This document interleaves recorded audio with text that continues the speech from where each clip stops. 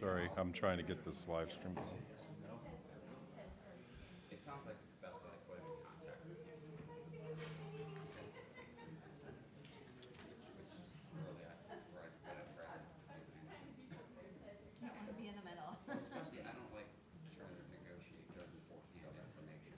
Because it's just, you never know.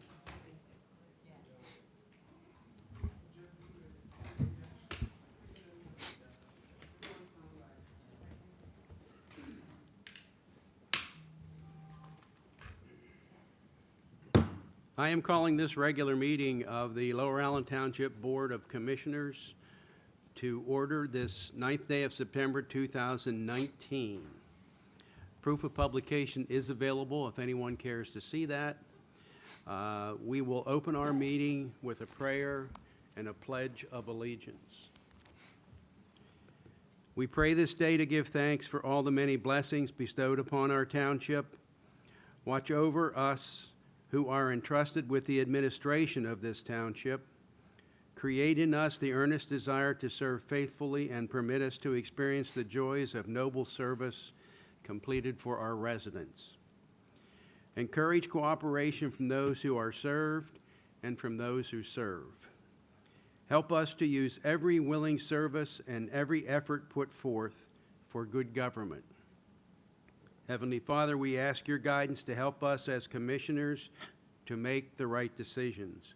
We ask that you aid our staff as they perform the daily tasks of running our township, and we request that you be by our first responders as they protect our residents and see that they return home safe at the end of each day. In your name we pray. Amen. I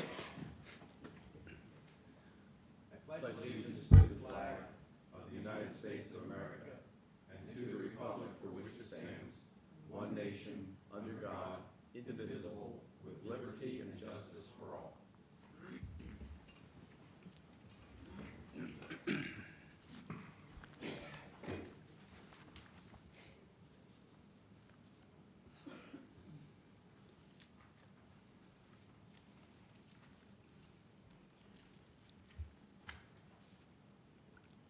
Mr. Ped Young is absent tonight with excuse. And to you, Steve, our deepest condolences. The first item on the agenda is for the approval of our meeting minutes from the August 26, 2019 meeting. Do I hear any corrections, or do I hear a motion to approve? Motion to approve, Mr. President. Second. I have a motion and a second to approve. All those in favor, please say aye. Aye. Aye. Opposed? Motion carries.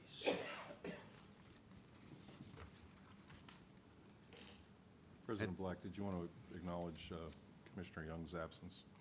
Oh, I'm sorry, I missed No, I that. did. Thank you. Thanks for reminding me, though, Sorry. Tom. At this time, we are pleased to have a presentation from Mr. Josh LaValle. Am I saying that correctly? And Mr. Ben Heyman. If you would go to the podium where the presentation speaker is. We have a PowerPoint. I don't know how to set that up. The flashlight is a little touchy, so hopefully it works. You must have been at the record meeting. Yes. Sometimes I tear the phone off and plug it in. Yeah. It looks like they may have printed it off. Is that the printed version of it? Okay, just in case we don't work here. Okay. Sweet. We had some issues last time you guys tried to do it. Yes. Yeah. I'm gonna put this here for right now. That just expired. Sounded like that was a good thing.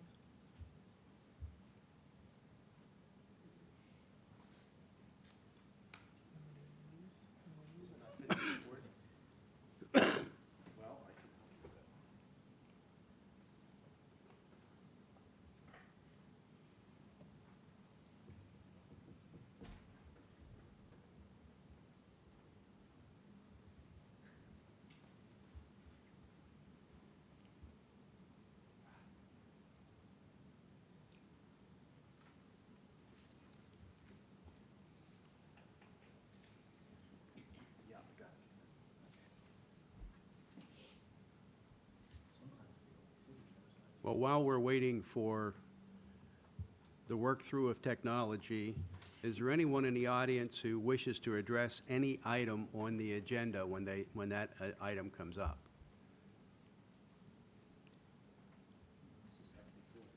Eric, are you here for a project? Okay.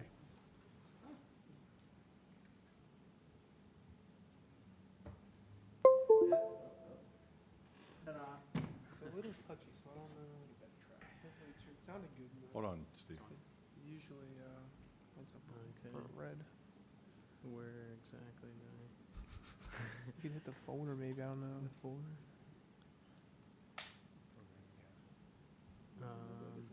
It's on PowerPoint, I don't know. We have to go into.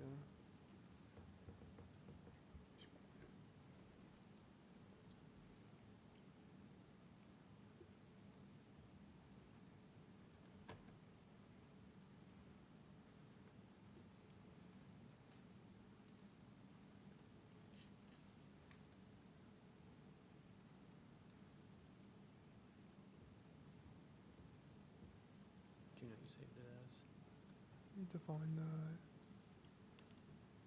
could be in the local disk or the network there. It's not my stuff. Mm-mm. If you drop down the, oh wait, go back up to that again real quick. No, it's not my stuff either. If you go back down and you open up the network, the drop down arrow, it might be in that, maybe. We'll see what happens. Well, if I may, I'm going to proceed with items under me, Can we just do it down? and I'm looking for a motion to approve the check register of August 30th, 2019, in the amount of $135,991.40. Do I hear such motion? So moved. Second. I have a motion and a second. All those in favor, please say aye. Aye. Aye. Next, Making noise like it's coming on. I'm looking for a motion Everyone has the handouts, so. on the manual check register of May for Black Landscape of $379.82. Do I hear a motion to approve that? So moved. Second. I have a motion and a second. All those in favor, please say aye. Aye. And that's a vote of 3-0, Madam Secretary. I'm abstaining because that's a relative. Next, I am looking for action on the voided check register in 3 cases. We'll group these together. It is one from 5/1/19, which was payable to Keystone Automotive, which was voided. There is one from 7/1/19, which was voided, and that was to Ben Peters. There's one from 7/1/19 payable to Jeff Brubaker, that was voided. Do I hear a motion to approve those 3 voided checks? So moved. Second with a question. Yes, go ahead. Just because the one number is fairly large, 103,303, I just want to. No, I don't think that, That's not Oh, part of that's the not motion. one, okay, excuse me. that'll be next. Okay. I'm ready to vote on the voided checks. Okay. All those in favor of these voided checks, please say aye. Aye. Aye. Opposed? Motion carries. Now, Dean, okay, hold on just a second. We're looking at check that was dated 7/29/19. This is payable to PPL Electric. This payment was overnighted to PPL. This was the check, as I remember, Tom, getting them started on work that is in the way of the realignment of Gettysburg Road. Yes, that's the amount that they needed to have before they could begin moving the electric poles that are in the way of, as President Black said, the roundabout project. That's how I understood it. So the reason, if I understood this correct, the reason we sent a manual check is to not wait till the next cycle for That- checks so that we can expedite That's the correct. process to get that moving. That's correct. Okay. But I it was just not, wanted it to was not the confirm that. Gettysburg Road project, it was No, the that- roundabout that's- project The that Ross roundabout wanted. project, right, yep. mhm. Didn't I That's say, how I thought I said roundabout project. That's how I understood it, and thanks for the explanation. I just wanted to confirm that. I mean, usually, we're not seeing those big numbers on manual checks, so. Yeah, and I described it wrong. It is for the roundabout. So all those in favor of this manual check, please say aye. Did we get a motion yet? I'll make a motion to whatever the We have a motion to pay Yes, check number 67608 to PPL Electric, correct, Dean? yes, in the amount of $103,303. Right. Second. We have a motion and a second. All those in favor, please say aye. Aye. Aye. Opposed? Motion carries. We ready, guys? It wasn't working. Pardon? Said it wasn't working, so we're just gonna go. Well, you made a very nice presentation to us in hard copy. Can you work off of that? Yes, yeah, that's completely fine. Okay. Well, I'm Josh Valley, and this is, I'm Ben yeah, Hammond. it's my brother-in-law. Tom, nice to see you again, sorry you have to hear all this. That's all right. It's interesting. Has anyone ever here played disc golf before? Know anything about it? You guys have? So for the rest of you, these are some of the discs that you throw. The whole point is to throw these discs. We will get mad if you call them frisbees, but it's to throw the least amount of throws as possible from the tee off to the basket. So just a quick explanation here. It's like a driver disc. So I mean, it's not just there's different discs for different shots. So I'll actually pass these around. So that would be like your driver. Josh, can I ask you, because we're live streaming the meeting and you're not being picked up on the audio very well, so, I mean, if you could stand by the mic. So then this one would actually be like your mid-range. It's not as like thin as that one, so it'd be like, halfway between where your drive was and where the basket is. So kind of like, just picture these as almost like your golf clubs. So I'll pass this one around as well.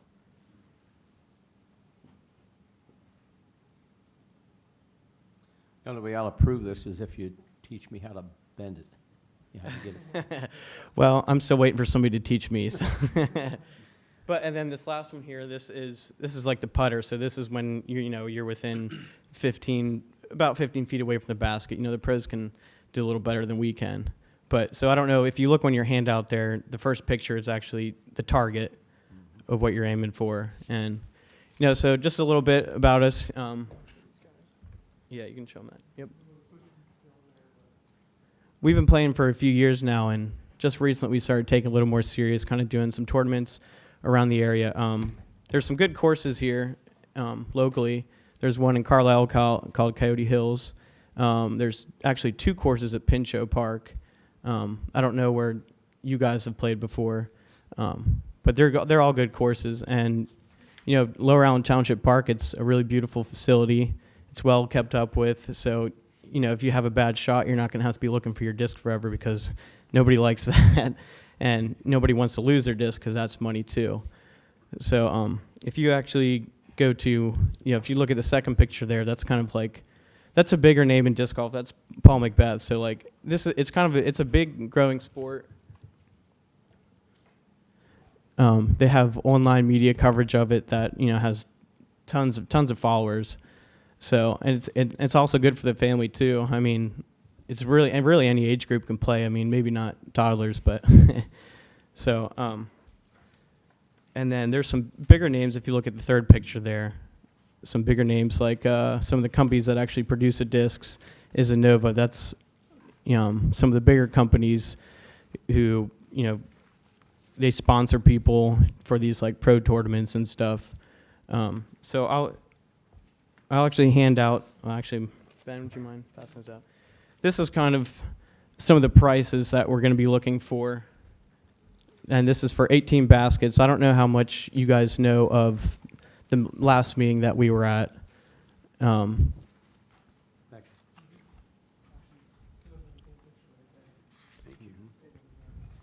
So this pricing here is for 18 baskets, 18 tee signs, which if you actually flip through your pamphlet there, you'll see a good, it's this picture here.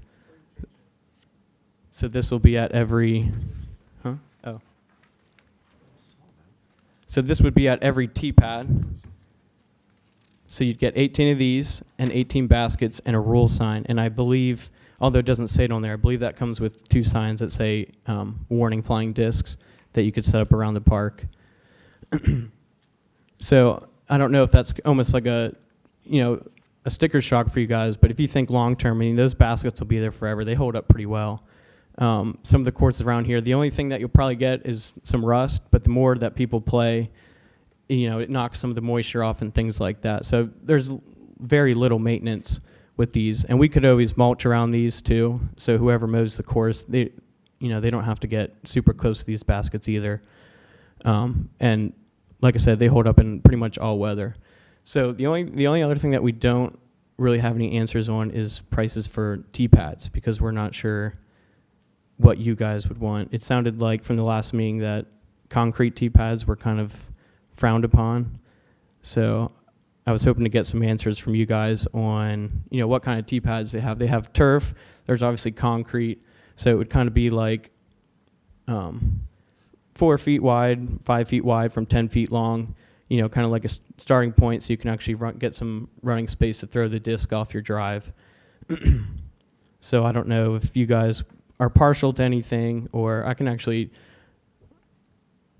actually show you a picture of the turf, and we'd probably think that you guys would like this a little better than, say, a concrete tee pad, which I have a picture of the concrete tee pad in the handouts.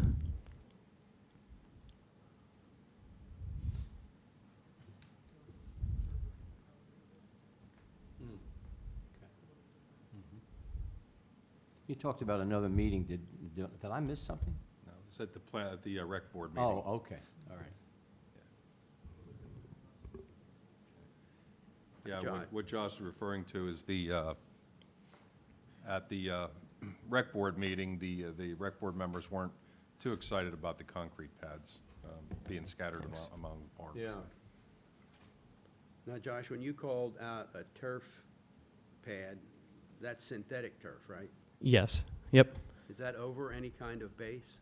Well, we were thinking we would dig down into the ground a little bit, say we have 5 feet wide by 10 feet long. We'd kind of frame that out, have like a wooden border, like wooden posts around it, have like some sod or something underneath it, and then lay the turf on top. So it would be, ground level. So again, whoever mows the facility could just go right over it and not even have to worry about it as far as like maintenance goes. So it wouldn't get like overgrown and weeds, and nobody would be really, nobody would have the job, didn't have to weed around it or weed whack or anything like that. Are you representing a group or just a? Nope, not right now, but that's hopefully the plan in the future if this gets approved and we go and install the course is try to start a club, get people out every, once a week just to get out and play just as a group. There's actually a group that meets every, I think, Sunday and Tuesday at Pinchot. They call themselves the Llamas. There's one over in Camp Hill called the Crawdaddies. They play every Thursday night.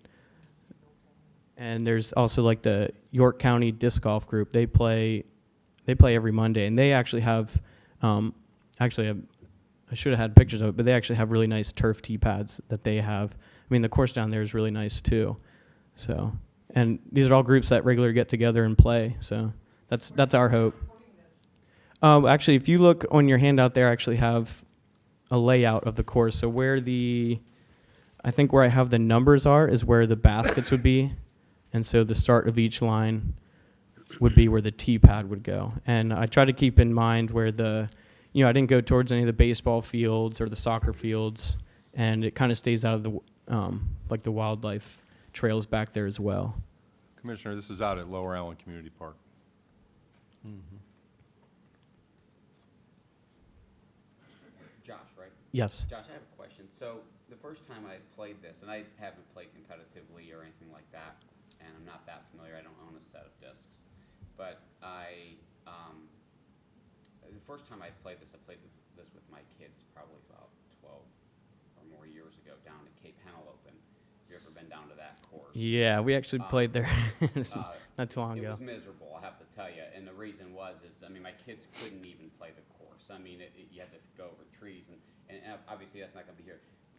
But what dawned on me then is it's not a family-friendly sport unless there's probably smaller courses made, because my kids couldn't possibly, throw a driver disc.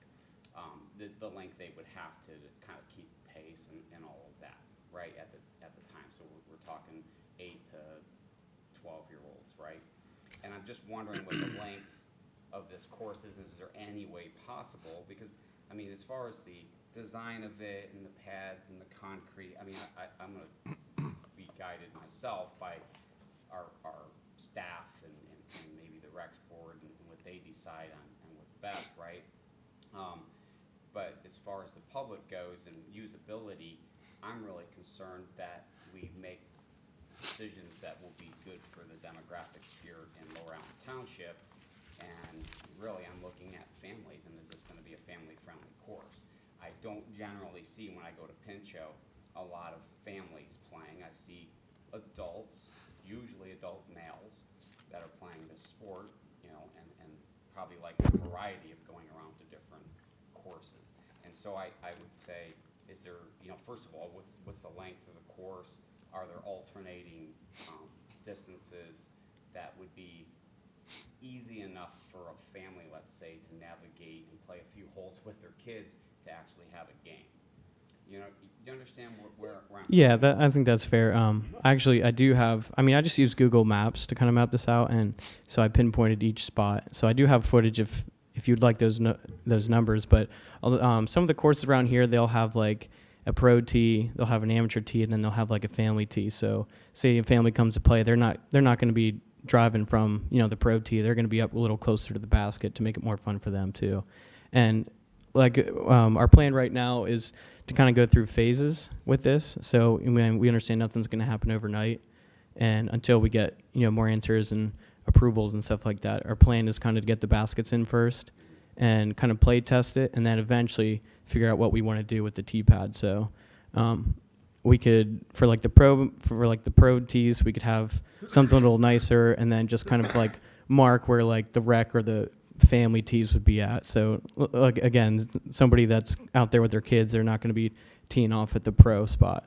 So you're saying that every hole potentially could have be a course. Every hole could equal collectively a course for a family of young kids. Yes, exactly. I got you. So you're gonna have multiple mats, or you just said, no, you just go find a spot? Well, we could either, so some of the tee signs that you see in the handouts, the picture with like the red signs in it, you can actually make those where they'll actually have where the tee pad is, and they'll actually show you on the sign where the trees are at, any obstacles as well. And so something on that, you could even mark, pro tee, amateur tee, family tee on there, so they would know where to walk. And then you could simply mark it with flags if that, if you didn't want to go all out and have a tee pad for every single spot. So you wouldn't put not amateur, but you know what I'm saying. You wouldn't put a shorter pad in down the way. I can imagine these pads being, like if you go on a golf course, and I gave that sport up when I realized I could throw my club further than I could hit the ball. But you had the shorter tee for, sorry ladies, but usually for the women Yeah. golfers. So it'd be essentially the same thing. Okay.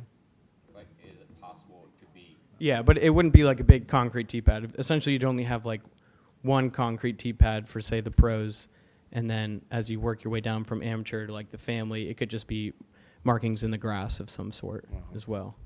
That way, you don't have 3, tee pads per hole.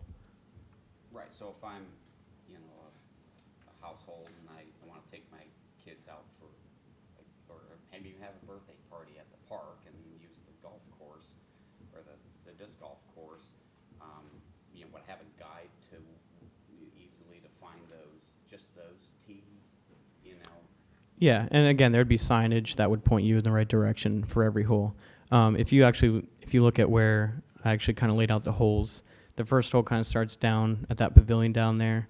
So it's not to get off topic, but as far as like parking goes, I think that'd be good to have everybody kind of park, wouldn't clog up any parking where the dog park is or at the main entrance either. So if if people come more familiar with the park, they're going to know where to go for the first hole. and then they're gonna see on the first tee sign exactly where each spot where they would feel comfortable throwing would be at. I mean, I'm in support of this type of thing, particularly out there, because it's a sport that also has it's a preservation aspect to it. It's preserving the green space. I would be more inclined to think that we should be thinking maybe heavily in terms of how this gets used by both the folks who want to play a good course and perhaps families too. So our park, can be utilized by families and it's more inviting. And really, that's my objective. Right, and that's a good point. I actually didn't really think about that until now. So, but again, like I said, the tee pads you could have for each person, and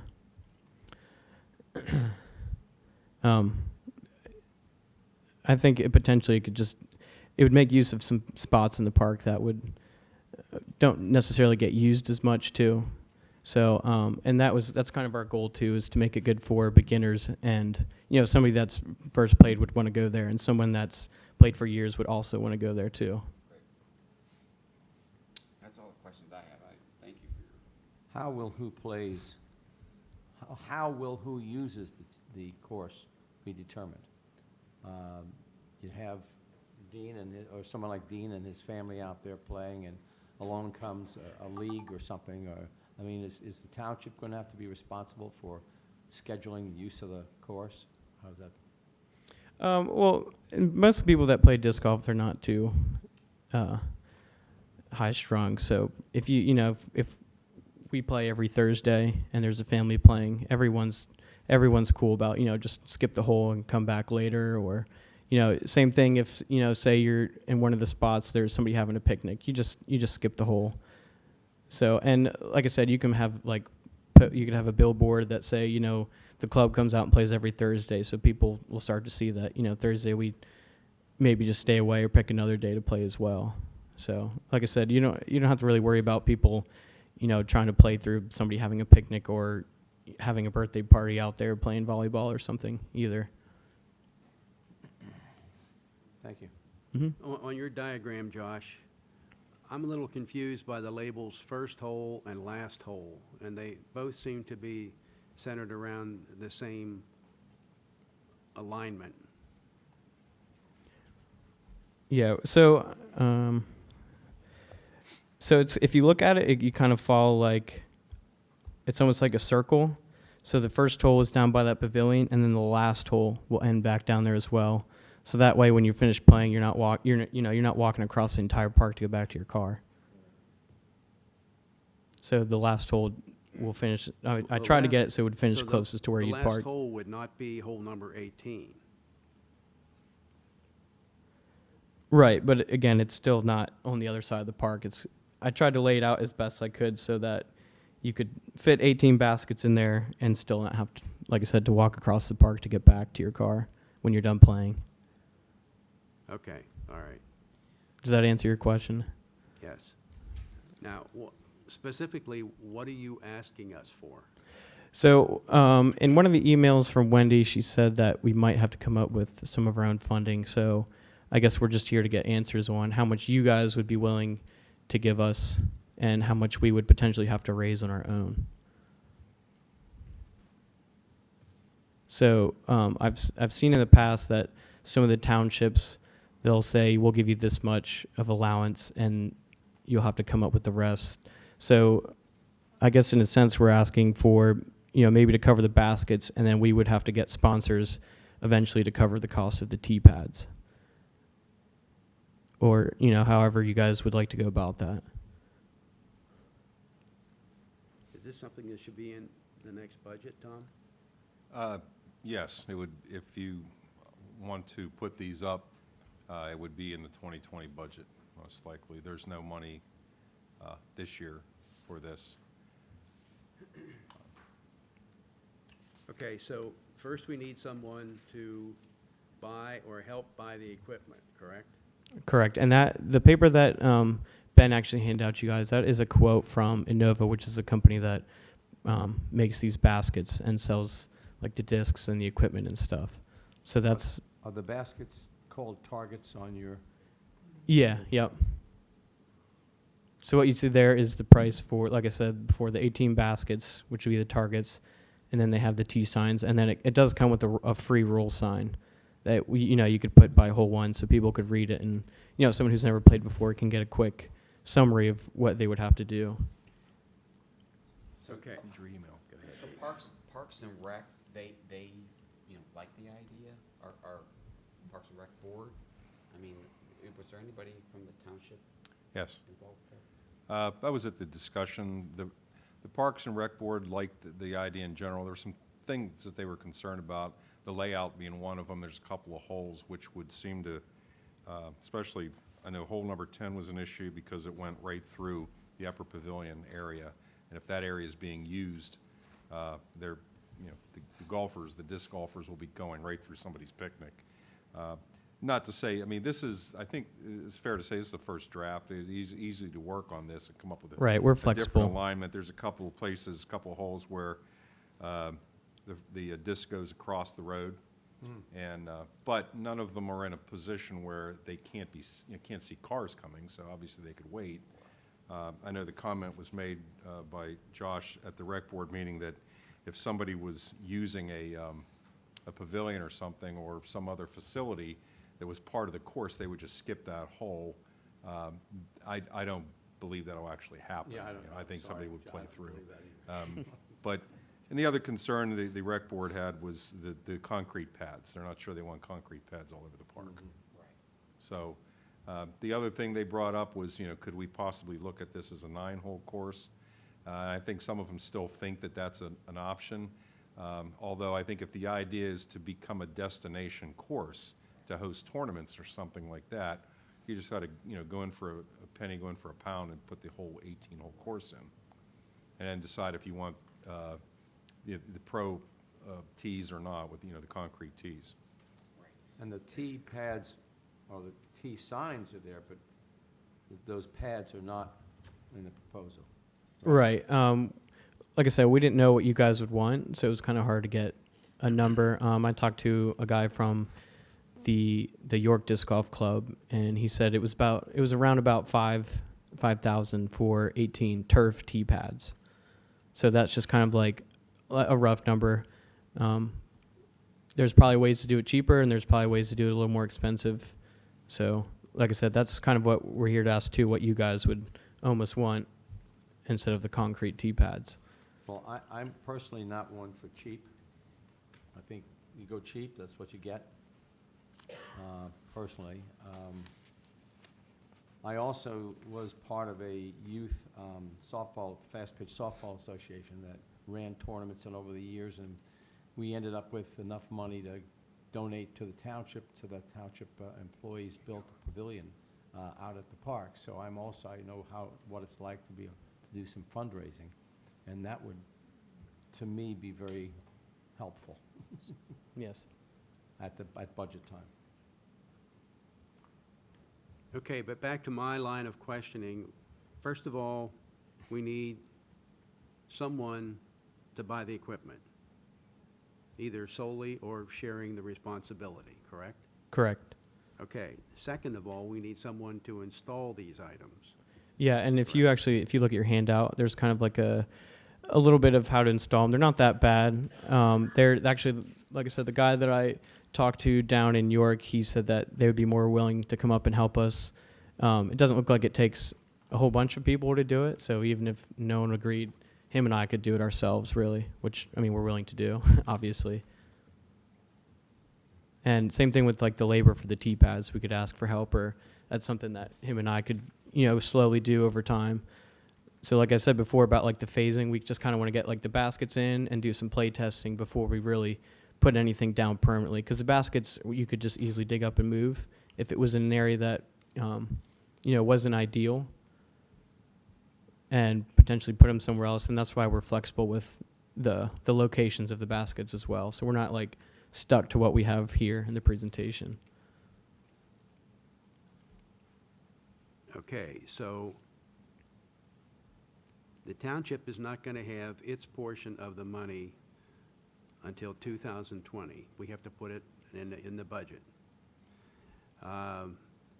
Could we take the next few months and refine the course design with you two and maybe 2 people from the Recreation Board. Yeah. Yep, we'd be more than willing to work with them. Do the commissioners That's a agree good with idea. that? Yeah, I think that's a great idea. Carolyn?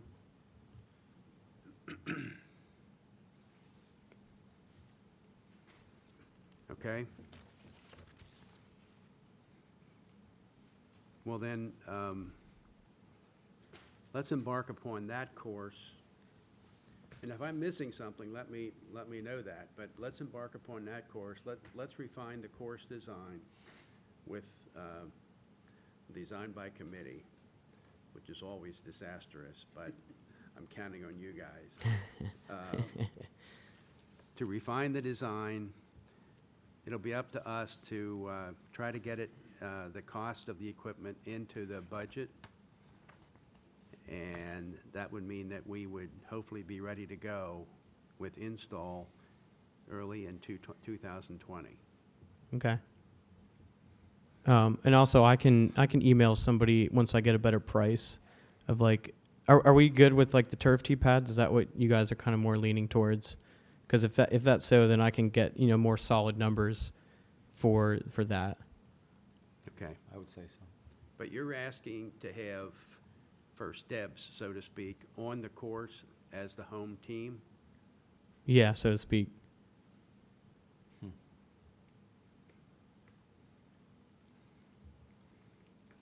I think one of the things the board has to ask, has to answer for yourselves before we move forward with this is, do you want the pads, the turf pads? I'm not sure the cost, maybe the engineer can fill us in, but it seems like $5,000 for turf pads may be a little more expensive than the concrete. I don't know. Actually, we kind of looked at some concrete tee pads, and the concrete was a little more expensive. Some of the things that I were looking at, it was like $1,800 per hole, which seems like a lot to me. So that was just me kind of looking around online, but that's kind of where everything that I was reading was leading me to, was that price.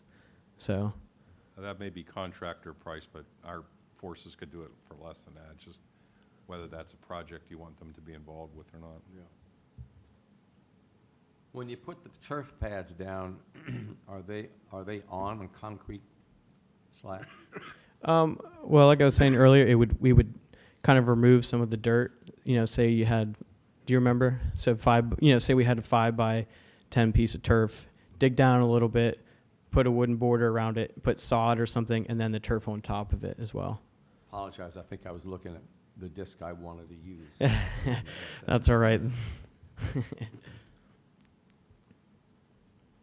So do you think you guys would like the turf as opposed to the concrete, or? I mean, aesthetically, I would think the turf would be better than having small concrete pads all over the park. Especially if they're maintenance, in other words, if we can mow. Yeah, that's the goal, to have just whoever takes care of the park just be able to mow right over them. So, I mean, there'd be basically little to no maintenance for the course. I mean, it would kind of just keep itself, say the least. I would say price it out, if everybody's. Yeah. I mean, Well, we'll need to know that. The manager will need to know, and the finance director will need to know what that price is when it comes time for budget. Okay, Yes, I'll dive more into that as well. Soon, too, because our first budget meeting is on the 30th of this month. And then I would also encourage you to just maybe look at your own, maybe not your personal finances, but I'm not sure when you said that you guys would come up with some money. I would look at how far you think you could go with it too. I'm sure that'll make things a little easier when it comes time to make that decision to place this in the budget if we decide to. Certainly if the cost goes up from these numbers. Yeah. But I think I go back to was it the manager's comment with respect to being the home team? I go back to who decides who's playing on there. It would seem to me there would need to be, just like the softball fields. Yeah, if you want to go out and have a pickup game, that's fine. But if you're a league and you want to play on any of those fields, there has to be coordination with the front office. Right, and I mean, that's something that we could discuss as we move along too. how that would work. But for the most part, it would just be whoever shows up could play. Potentially, you don't have to really schedule anything. Well, we do have a kiosk out front as you drive in that has, we use it right now for pavilions, so people know if a pavilion is rented. I mean, if we have a full course out there, I'm assuming if a group has the course, reserved for that day, we could certainly put that on the kiosk. Well, we probably want to limit the number of times that the entire course is reserved, like for Saturday, Mhm. and maybe save Sunday for families, and the rest of the weekdays for family use, or, pickup games, things like that. The other thing is, if we're going to use synthetic turf as the tee, synthetic turf today is designed to be pervious, and it's usually overlain on pervious stone material and compacted. So I for one, would want to see what the detail's going to be. Yeah, and that's something we could definitely find out for you Yeah, as and well. that's why I think the idea of a committee is a good idea, with you two and maybe two from the rec board of their choice, that you work together and smooth out these details. Yeah, that sounds good to us. All right? You're okay with this evening? Yes, is there any more questions? Anybody have any questions? I don't know what that post that's made out of. You're gonna set that out there in the middle of turf or whatever, and they're gonna be mowing around it, and it's gonna be hit with a mower, and how many times are we gonna have to replace that post and basket? Well, like I said, we could mulch around the basket, so nothing would really grow around the basket, and we could do the same thing with, I think you're referring to the T sign. We could do the same thing with that, and that would be almost really close to the T pad as well. So what's that post not gonna be made out of? What's the weather gonna do to it, and what's the wear and tear of the weather and that gonna do to that post sitting out there in the middle of the winter and the fall and the spring and the rain, and is it gonna rust, is it gonna be corroded, and how many times are you gonna replace it? The basket, well, there's the courses around here, the ones that don't get played as much, there's hardly any rust on them. What's it made out of? A lot of them are metal, aluminum metal, things like that. I don't know the exact details of that, but like I said, the more they get used, the less they rust. So, Post made out of? metal. Well, Josh, and for Carolyn also, as you're checking with the manufacturer, see if that vertical post is made of galvanized. Yeah, I actually believe it is.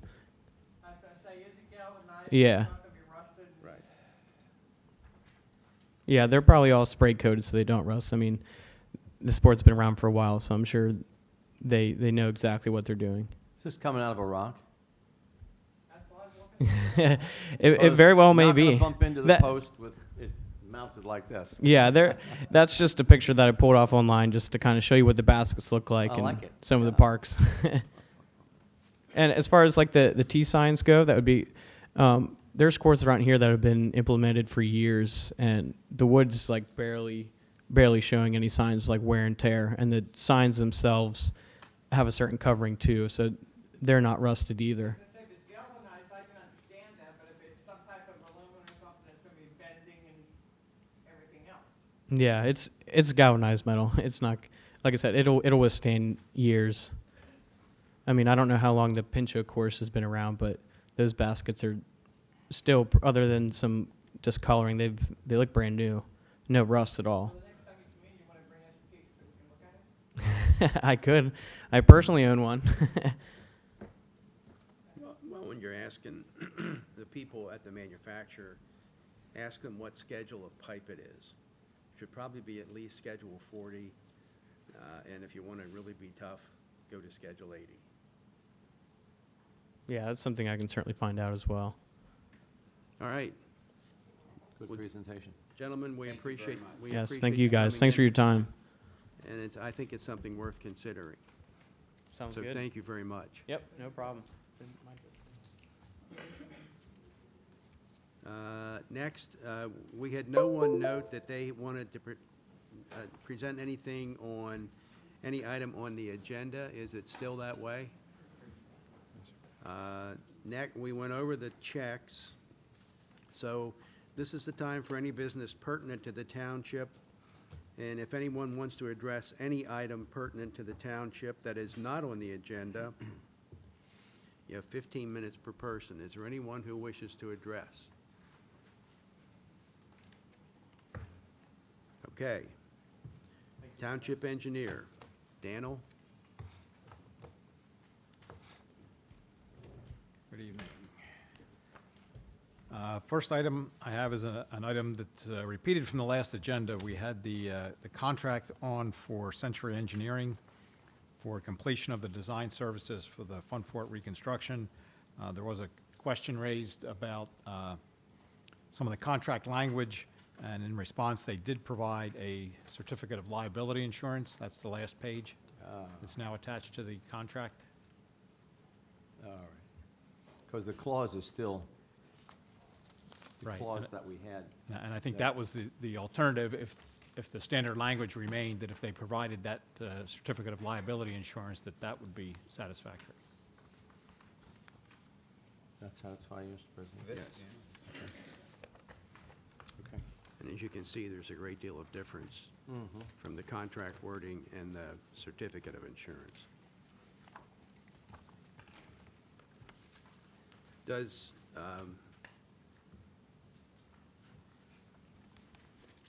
Century Engineering understand that they will be held responsible for the full amount of their liability on their policy? That'll be up to the insurance company and the attorneys to determine if there is some action taken. Only comment is, I mean, the limitation only applies to the township. So, third parties that are injured, by their acts, would, can't be bound because they didn't agree to it. But they're still limiting their liability with the township to their fee. I'm sorry, Steve, say that again. Can you, yeah, No, I'm saying the clause is still there. The limitation on liability to the township is their fee. I'm saying that the certificate of insurance covers folks that are not part of the agreement. In other words, if other people are injured, they have $5 million of coverage. Then why wouldn't we just cross out that clause in the contract? Because I don't think you really get much with was my concern today. I mean, it's still limited. All they're showing is there's a limit applying to the township, but yes, we have insurance. So I think if you want to take that clause out, then, initial it and send it back. But getting the certificate of insurance only proves that they have insurance and they're willing to name you as an additional insured. I don't think this is much better than what we had before, based Well, on. if we cross out the clause in the contract and we initial it and send it back to them and say, we want the full force of your liability insurance to stand behind this. Well, I'm okay with, as long as, I'm okay with that. We could have probably done that the last time. If we cross that out and you put the correct wording in, Steve? No, I'm saying. I don't know what correct wording, they can agree or not agree. We're same place we were, 2 weeks ago. The limitation of liability is still there. If you're saying that's not something you want to deal with, then the clause needs to be stricken. Right, then that's what I'm saying. Yeah. But I'm saying there's no alternative, just strike the risk allocation and initial and date it and see if they sign it. Okay. What's the chances of, what would we have to do if we, if they say, I don't think so. So what do we do, go out for bid again? Is there a second bidder on this? There is not, because they've already designed the project, so we would be probably a year or two and tens of thousands of dollars back in the hole, and probably lose the grant for this is the firm that designed the project, and this is the additional work to complete the project. I guess what concerns me is that we didn't see this prior to them getting such a sinking their teeth so deeply into us, that we would be faced with the scenario that Dan just mentioned. And this isn't something unique that they do. This is fairly standard language for many design firms. So, Steve, I mean, It's the recommendation from the liability carriers. It's covering their backside, Right. no one else's. And that's why, when I get one of these from a consultant, I tell them to take it out. Now, that doesn't say that I'm perfect, but I want the full force of their liability insurance standing behind it. Well, maybe we're a different place. Maybe we need a policy, going forward, but I think what Dan's saying, you're kind of in a situation now that you better get this finished, or you're gonna spend a lot of money doing this, retroactively.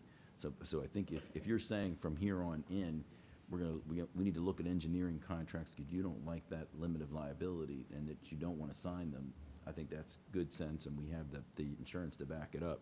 I think what Dan's saying is that this may be the one that we have to swallow hard and accept, because the work's done, and you need to pay them and move on, or you're gonna lose your grant funding. So there may be reasons that you wanna pursue this that you may not wanna pursue in the future. And has your experience been that this has a gaping hole that could burn us from here, from your experience in the industry? Well, I don't understand how this clause in the contract will fit in with the full force of their liability policy. They're saying, the only thing they have their liability policy is that they have insurance, and third parties are protected. And if someone gets injured on something that's there, besides the township, some third party can't be bound by that limitation. It only applies to the township because you're agreeing to it contractually. But I guess if you're concerned about this as a policy, that you don't want to do it in the future, I think that is something we should look at, because I think Dan's right. I see it all the time too. Many engineering firms are doing that, and if you don't like it, if they want to do business, then they're going to strike it. I think you're in a different situation here, because I think what Dan is saying, the contract is substantially performed. Is that what I'm hearing, or the design is substantially performed? Yeah, and this is additional work to take the design into the construction phase. Can I ask a question there? The design's already been done. This is a contract to do additional work, to take it to into the construction phase. Yeah, to complete the construction documents and the documentation required by DCNR for the grant. So what's the liability there? The design's already done. This is simply paperwork. I'm not sure what liability we're concerned about, and frankly, I agree, strike it, send it back to them, and tell them we're not agreeing to that. Because now they're going to do the construction documents. And if a child falls on this apparatus, which is very possible, and has a serious injury, their parents are going to look for more than $15,000. But different issue there, because I'm assuming you're going to have another construction agreement, so the contractor's going to be another source of, their insurance company's going to be another source of funding. This is only for design. You're going to have Correct. separate, am I correct, Dan? Yeah, There this should be- company is not building Right, in other anything. words, you're gonna have another pot of money for, we can look at that at the construction phase, because they could potentially be liable as well. They're just saying, as your design professional, we're limiting our liability for the design. Steve, I have high regard for your ability, but in my belief, the courts will look right through the construction contract. Yeah, they'll take the contractor to task, but they'll look for who designed it also. Well, no, I'm saying they're liable, but they're trying to limit it. But I'm saying, again, the only limitation that applies is to the township. But I'm saying, as a matter of policy, if you don't like these clauses, I think, perhaps it's something we look at prospectively, because it applies to design of this project. You still are going to have insurance put up by the contractor when it's actually built. The contractors are going to love us. Well, but I don't think contractors, what I've seen, they don't try to limit their, it's the design professionals that are always trying to limit their liability. Contractors, provide the insurance, and go on with their business. And I think their carriers understand, if you want to bid public works projects, this is part of the bid price. And if all the contractors are in the same boat, your bids are not going to be affected by insurance premiums. So what you're recommending is let the clause in the contract? I think at this stage, you got two choices. You send it back and they say no, what are you going to do? You're in a situation where you're going to have to try to either swallow hard and take it anyway, or move on. But I don't think you can go through the design again. It's substantially performed. But I mean, that's your choice. Do you take do you strike it now, which would appears to be things, additional work beyond the design that you've already, paid for? But what I'm hearing is you don't like these, so going forward, we want to make sure that we don't do this again. Well, I think we should reiterate that design is already done. This is not a contract for design. Right. The design is already done. This is simply additional work to create the construction, the bidding documents, the Right, construction but I'm just saying, documents. but Not the again, bids, I'm sorry. but you're gonna have a separate, you'll have a separate contracts for construction that you can review for liability in that instance. And because I guarantee it, kids are gonna get hurt. I mean, you're right. This has nothing to do with the construction contract. I understand This has that. to do with construction drawings. Oh, I got that, but I'm saying, but you're gonna, but if somebody's injured, they're gonna sue everybody, including the township. But the contractors, if they have a deeper pocket, that is likely where the recovery's gonna come.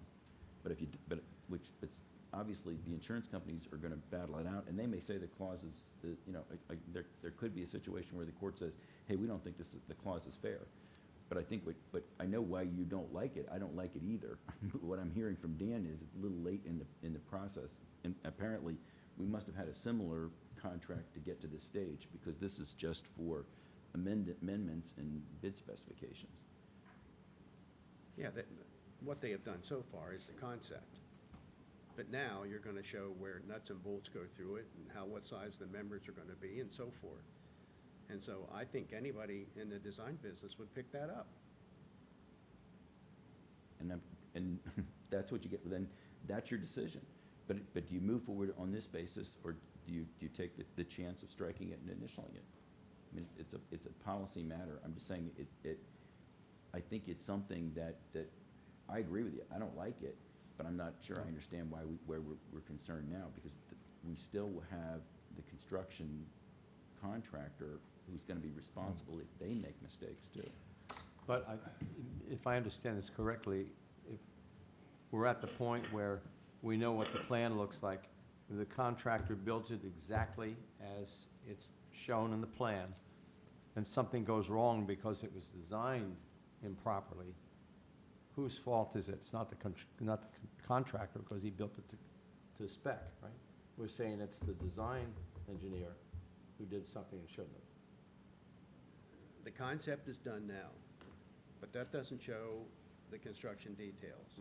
That's the contract we're looking for now. It's still a design contract, Okay. but it's for the sizing materials and so forth. Steve's right, if there is a horrendous accident, the court's going to look at everybody. Well, the court's not, the opposing attorney is. I mean, the township has, governmental immunity, but it's something that you own. So if you become aware of a defect, you can be drawn into litigation as well. Your design professional's gonna be sued, and anybody, that was involved in the construction is likely to be sued. So, I mean, and that is going to be the pool of funds available to pay that claim. Okay, well, I will bow to legal counsel, but from this point forward, if we stay with this clause in the contract, I would not like to see that from this point forward. No limitation of liability. And I think that's wise, and I think that's something that if they want the business, they will, accept the liability and pay for the insurance accordingly. Okay. I'm just curious, has this even been mentioned with the firm? I mean, have we even said anything to them? I mean, rather than just sending it back with a I did strike not. through it? No. That's why they submitted we did talk to them about it. That's why they submitted The liability. their certificate of insurance indicating that they have liability insurance. I'm going to suggest that we talk with them and tell them and ask them to strike that, since they've supplied the certificate of insurance indicating they have the coverage, so let them cover it. Right. And we'll talk to them about striking the clause. Yeah, I mean, let's just ask. You need a I'd be- motion for that? Go ahead, Rick.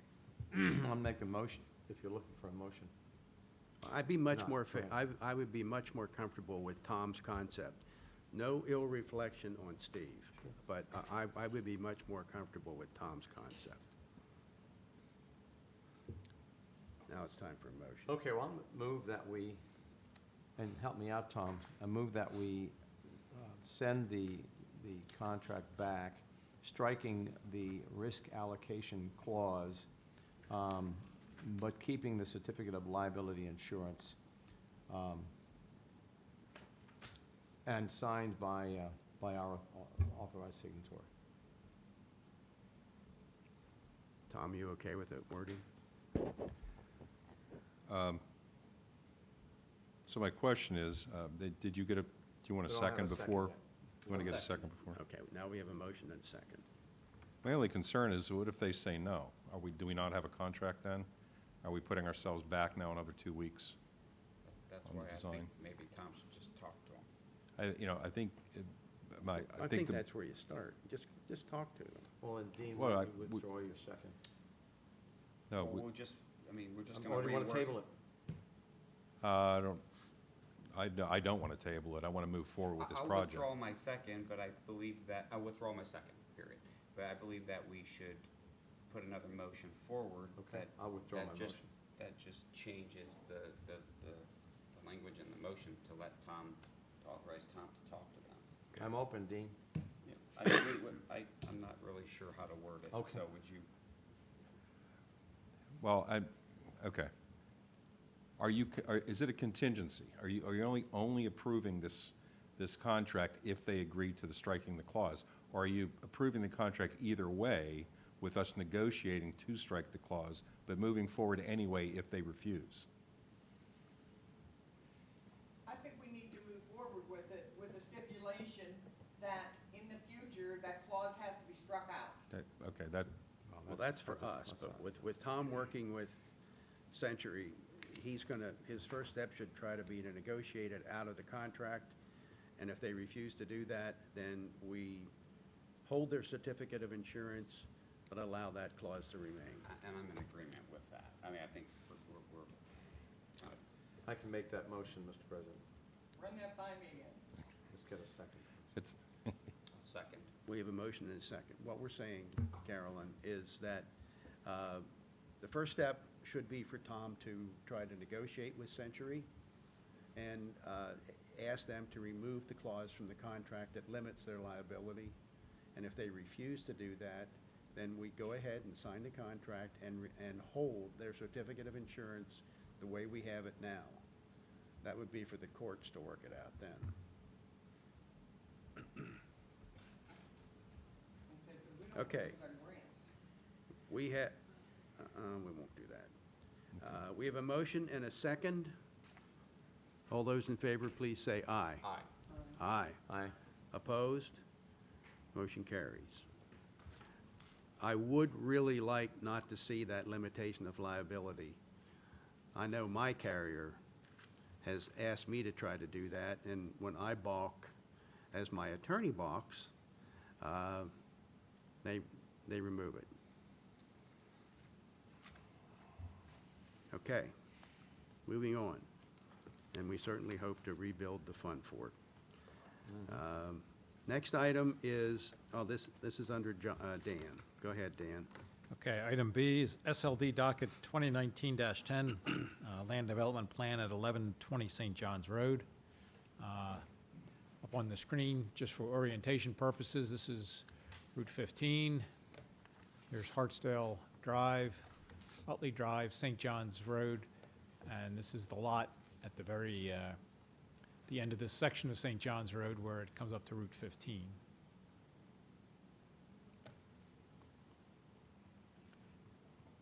can see there's an existing building here. Portion of that building is to be removed.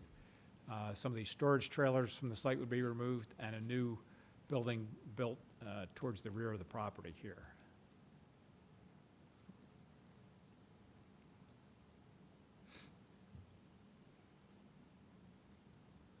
So this is showing the existing plan. Here's the property boundary. This is the existing building, and that's the portion that's going to be removed here, and this to be removed. This is the portion of the building that would stay. And then in the proposed condition, This is the small portion that would remain. This would be the building built to the rear, storage and repair building, 70 feet by 80 feet. The applicant did go to the zoning hearing board. You can see that the building's very close to the property line, down to a 1-foot setback. They did get a variance for that from the zoning hearing board. It does butt up against the property line here. This is Route 15 with the sound wall. This is a PennDOT parcel with a stormwater basin on it. And then this is a parcel with the residents on it. It's the same owner as the subject property. They did request a waiver of the requirement to install sidewalks, and that was recommended for approval by the zoning hearing board.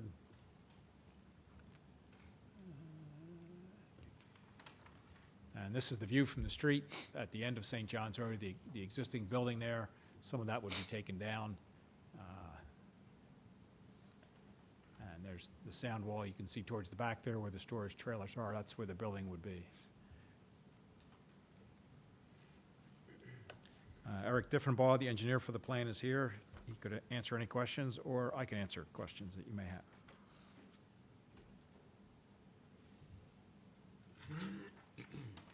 Eric, do you have anything you'd like to add? No, not really. Dan's done a pretty good job. We did revise the plan as per Dan's comments. Come up to the microphone, Eric, please.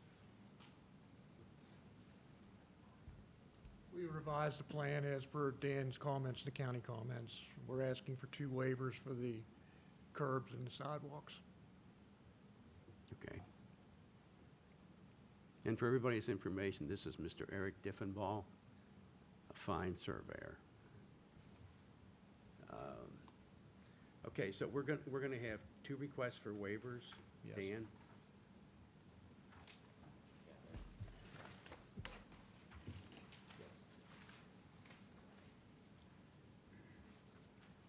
One for sidewalks and one for curbs? And then we're asking for a final approval of the plan? Okay. Do I hear a motion to approve a waiver of the requirement contained in section 192-57.c, Pren's 9, to provide sidewalks along all street frontage? So moved. Second? I have a motion and a second on that waiver. All those in favor, please say aye. Aye. Aye. Opposed? Motion carries. Now I'm looking for a motion on the second waiver, which is to approve a waiver of the requirement contained in sections 192-57, B, Pren's 2, Pren's H, Pren's 2, and 192-57C, Pren's 8, to provide curbs on all street frontage. Do I hear a motion? So moved. Second with a question. Go ahead, on the So question. when we've done these in the past, I'm not sure if I've been involved with any with the curb waivers. I understand the sidewalks, Dan. The curbs, we explain that again, why there's a need to grant the waiver for the curbs, just for basically for my information. Yeah, well, I'm going to refer back to the picture here. The approaching street on St. John's Road is fairly narrow, no curb and sidewalk on that approach. And in front of the subject property, it's essentially all paved at this point. Okay. So it's just to remain consistent with the landscape there. Yes, and a curb wouldn't really provide any value here, like it Yep. may interfere with the drainage. I got it. And then the usual, if the township decides to connect more things and gets down that way, we can, reverse all of that, right? Yes. Okay. My second stand. Okay, we have a motion and a second to approve the waiver for requirement of curbs. All those in favor, please say aye. Aye. Aye. Opposed? Motion carries. I'm now looking for a motion to approve subdivision land development docket number 2019-10, the land development plan for 1120 St. John's Road, interstate towing. So moved. Second. I have a motion and a second. All those in favor, please say aye. Aye. Aye. Opposed? Motion carries. Okay, thank you. Thank you, Eric. Thank you. Believe it or not, everybody, sometimes when you put curbing in, you're actually harming yourself as far as infiltrating the water back into the lawn areas.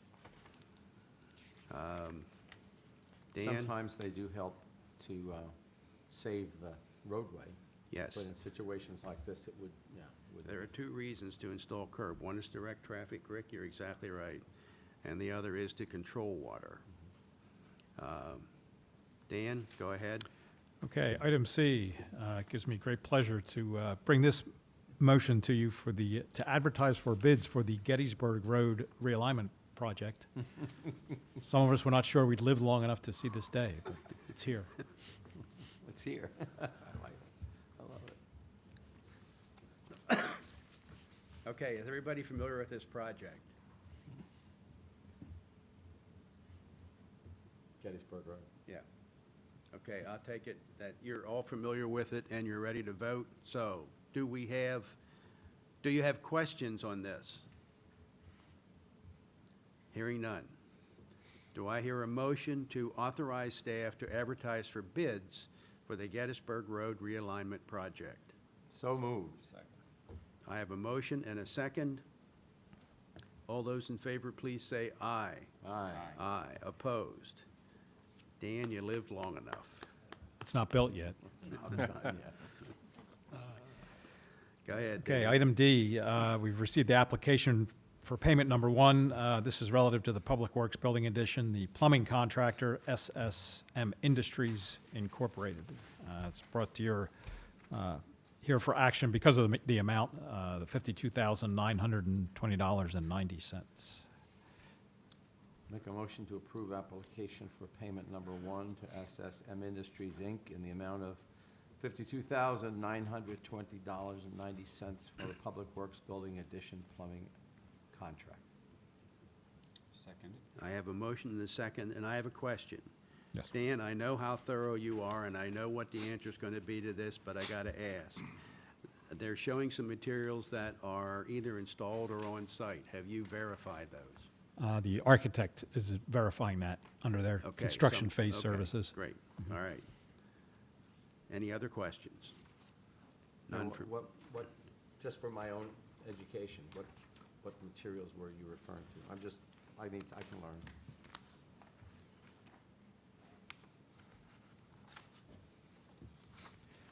I think just about all the things that they're claiming on the invoice there, they're not yet installed. They've Oh. been ordered and delivered. Okay. But they are, according to the contract terms, once the material is on site, they're entitled to a portion of the payment, even though it's not installed yet. All right. Thank you. Call for the question, Mr. President. okay. All those in favor, please say aye. Aye. Opposed? Motion carries. Okay, thank you.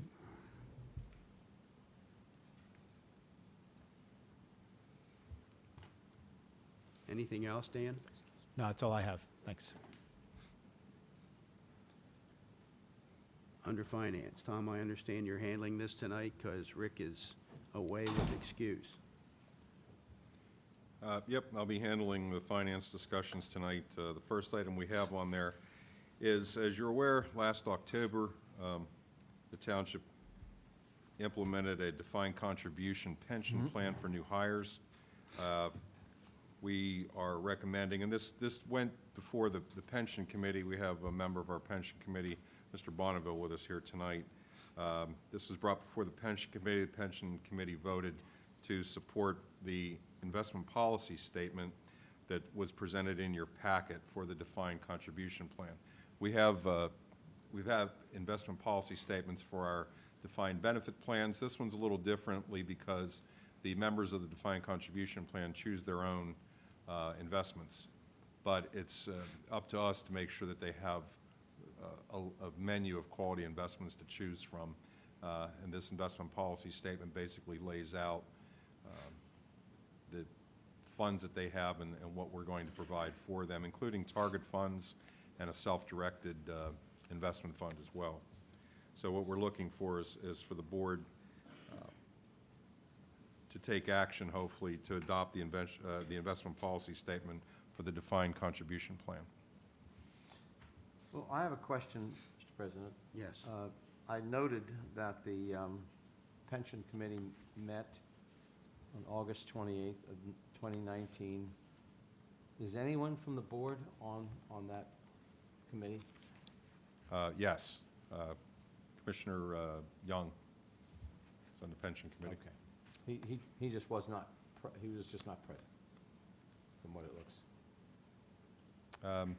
Okay. Yeah, Okay. he Okay. wasn't able to make it. Okay, Yeah. all right, thank you. Yeah, we have a board representative, employee representative, a police representative, and a representative of the public. Okay. That was my question, Mr. President. Okay. Tom, you're looking, you have something else, right? No, go ahead. Tom, you're looking for action on Resolution 2019-R-36.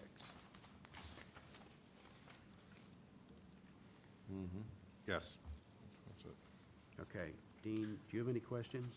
No, I have no questions on this. Carolyn, you okay? All right. Do I hear a motion to approve the investment policy statement for the defined contribution plan? And this is Resolution 2019-R-36. I'll make that motion, Mr. President. Thank you. Do I have a second? Second. And I have a second. All those in favor, please say aye. Aye. Aye. Opposed? Motion carries. Thank you very much. Okay, thank you. The second item I have on the agenda, it's that time of year again, but before the end of September, Township's required to adopt our minimum municipal obligation for our pension plans and also adopt the 2020 pension budget. So the first handout that was in the packet is a calculation and a memo from Mr. Grove explaining what our costs are. I can run through it quite briefly. In general, the normal cost, and this includes both both defined benefit plans and also the defined contribution plan. The normal cost is $628,933.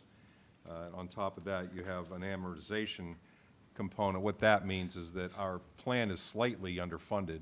It's about 92% funded. So what they do is they take the difference between the current funding and the total liability, and they divide that by 10, and you pay in 1/10 of that every year for 10 years. And that's a moving target. It changes every year depending on the performance of your investments. And then there's also the plan expenses. Now, our police officers are contributing 5%, so that's $122,152. When you deduct that from the total costs, what you come up with is $532,618.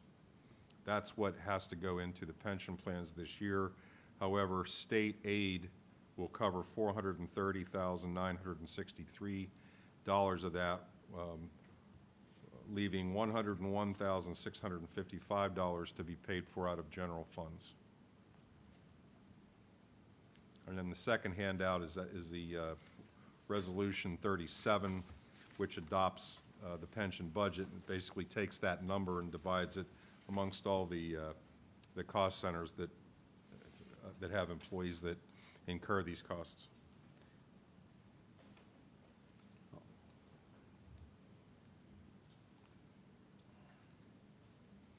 Mr. President?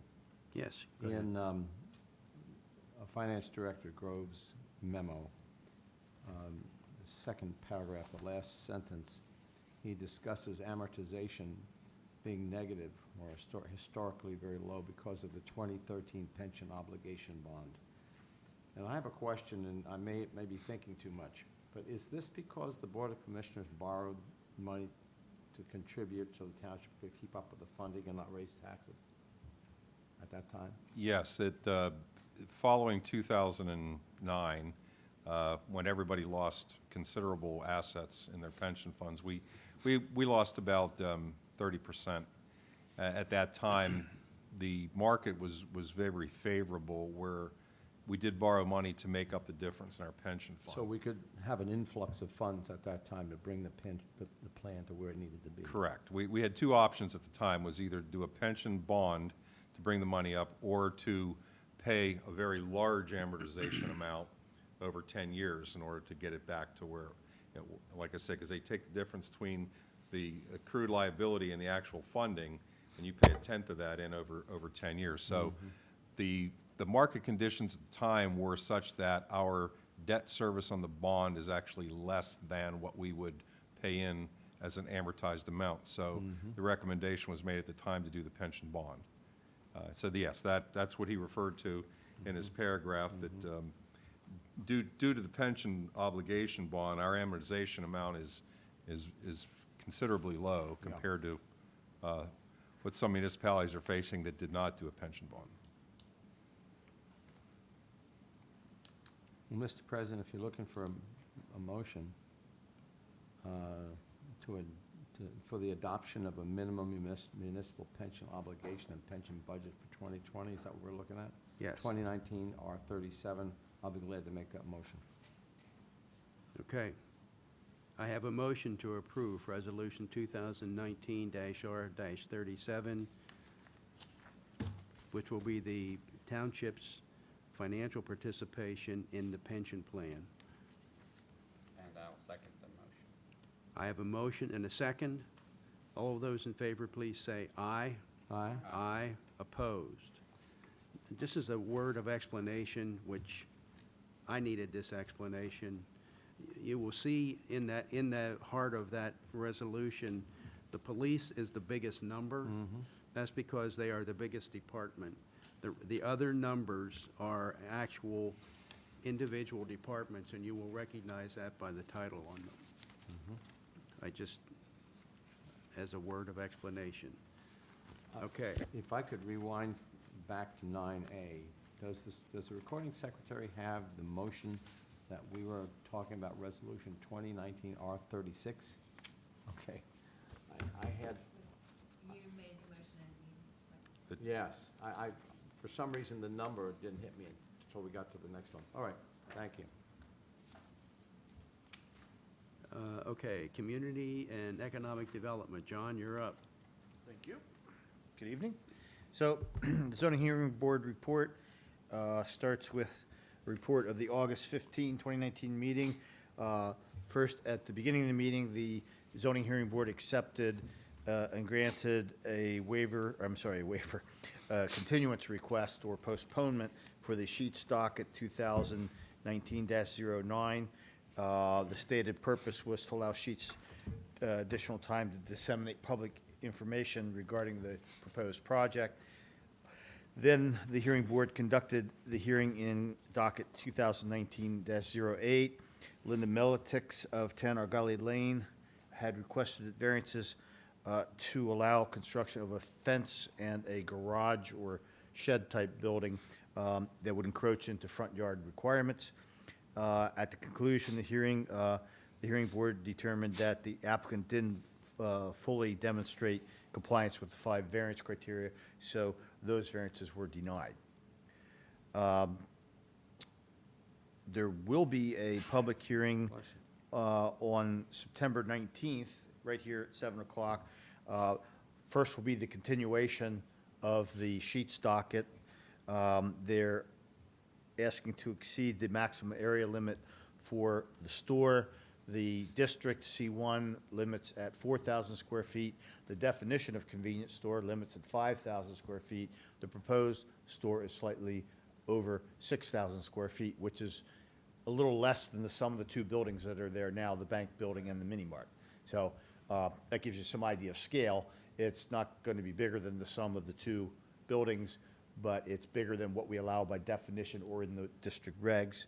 And then the second thing was the district regulations C1 neighborhood commercial limit to 8 fueling positions at the pumps, and they want 12. It's not 12 pumps, it's 6 fueling positions times 2. What's there now is 4 fueling pumps, and there's room for 2 cars at each. So 8 versus 12. We discussed this at your last, at your meeting leading up to the August hearing, and at that time you opted, due to no requests from staff, to not authorize the solicitor. We don't think any factors have changed. There'll be ample discussion with the applicant, and we anticipate some public vetting of the variance criteria. So we wouldn't really have a reason to ask you to have Steve represent a township position. We think that the variance criteria will be fully vetted.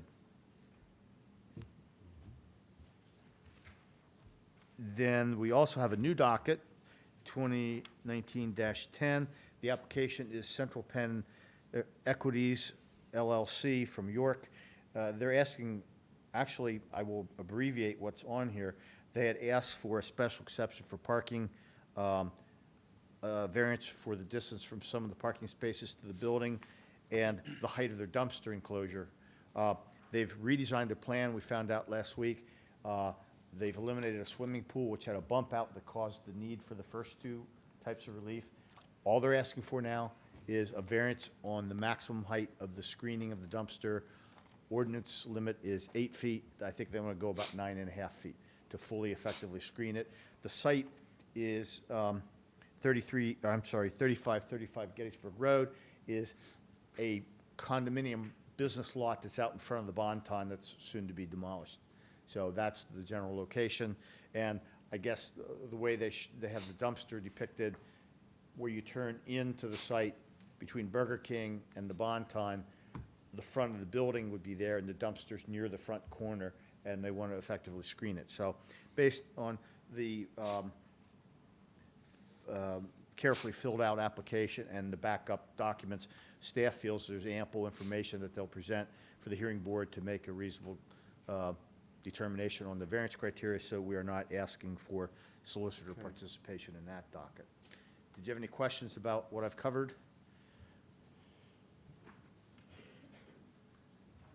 I can't imagine anyone wanting to look at a dumpster rather than looking at some screening. I think probably should be all right.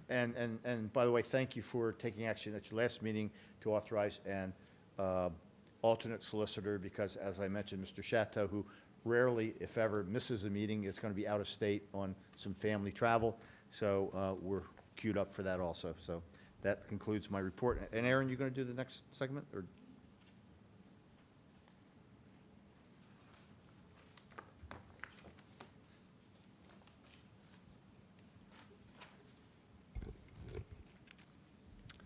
Community and Economic Development staff, we're interested in creating an abandoned properties ordinance, and we're looking for permission tonight to authorize staff to spend some time drafting an ordinance. And the purpose of this ordinance would be to provide a contact person for properties that are, we'll call them in transition. These are ones that are in default, they're in foreclosure, they're pending a tax claim, they're vacant, so no one's living in them. They're properties that we often have property maintenance issues with because no one's living in with them, and it's in this kind of flux. So there's a lot of chasing around to try to figure out who's actually in charge of the property. So this ordinance would allow us to create a registry, and it requires then banks or people to notify the township that it's going to be vacant, this is the process, this is my contact information, this is who you would call if there's a property maintenance issue at 2 a.m., those kind of things. And we also can require a fee, and that can help us pay for registry fees. I've seen other municipalities or counties subscribe to a tool that allows us to track it, so the fees could then pay for that. Or East Pennsboro does it. They use the fee to pay for staff time to go out and check and verify that the property is secure, things like that. So that's kind of what we're looking at drafting. John and I talked about it, and we actually think it makes a lot of sense to recommend that the county look at getting a tool like that, and then they could have the fees, and they could have the registry tool. So we would like to talk to the county about that. That way, other places have the ability to pay into it too, just for the sake of, if we're going to be subscribing to a tool, it makes sense that other places could have that same kind of benefit and it wouldn't hurt us any. Usually, we probably only have maybe 10 at any one time. So if you were going to subscribe to a tool and it was based on fees, then more places could use it. Just kind of being a good neighbor, and also with kind of the idea that blight kind of follows each other. So that was a thought. I don't know that the county will go for it or not, but John sits on the Cumberland County Blighted Properties Board, so I thought we would run it up the flagpole. May I add? Sure. Okay, so we didn't have any agenda items for our Blighted Property Board meeting this week, so we canceled the meeting, but I talked to the director, Tim Whalen, of the Redevelopment Authority, and broached the subject. Also, Aaron and I have met with staff to update our list of blighted properties for the county through the planning department. So when we submit that, we'll be recommending to Planning Director Kirk Stoner to also consider doing this at the county level. But we'd like this tool in our toolkit to fight blight no matter what, because it's basically, you can use a third party.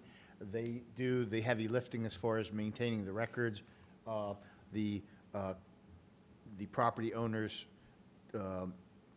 bank or lending agency pays the fee. So there's not much of a downside, and the municipalities we've talked to feel it's a really good tool in the blight fighting kit. It's one more. I think this really speaks to the issues that we had a few meetings ago with people who came in a particular neighborhood who had major problems, and I think this is when I read this, right away, in my head, I wrote yes all over the memo. I think it's a great positive step in response to a need, personally. Okay. So what would you like from us, Aaron? We just wanted permission to spend staff time drafting an ordinance, and then once we put it together. I'm sorry? We just wanted permission from the board to spend time drafting an ordinance, and then when it's put together, we'll bring it to you. I think we should do it. So it would be appropriate if we authorize staff to develop a vacant property registry ordinance. Absolutely. Do I hear such a motion? So moved. I have a motion and a second authorizing staff to develop a vacant property registry ordinance. All those in favor, please say aye. Aye. Aye. Opposed? Motion carries. Thank you. Thank you, Aaron. Tom? Okay, back to me again. First item I have on the agenda there is, we have received a request by a company called Baker Acquisitions. Deborah Baker wanted to be here tonight, but had a family emergency come up, so she's unable to be here. But we received a letter from Baker Acquisitions, which was in your packet, working on behalf of Chantel, which is a Sprint affiliate. So hopefully we have all the players here.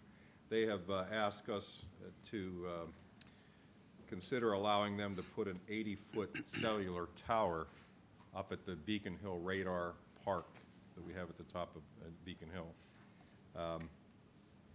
Number one, I mean, there's a lot of steps to go through before this could even happen.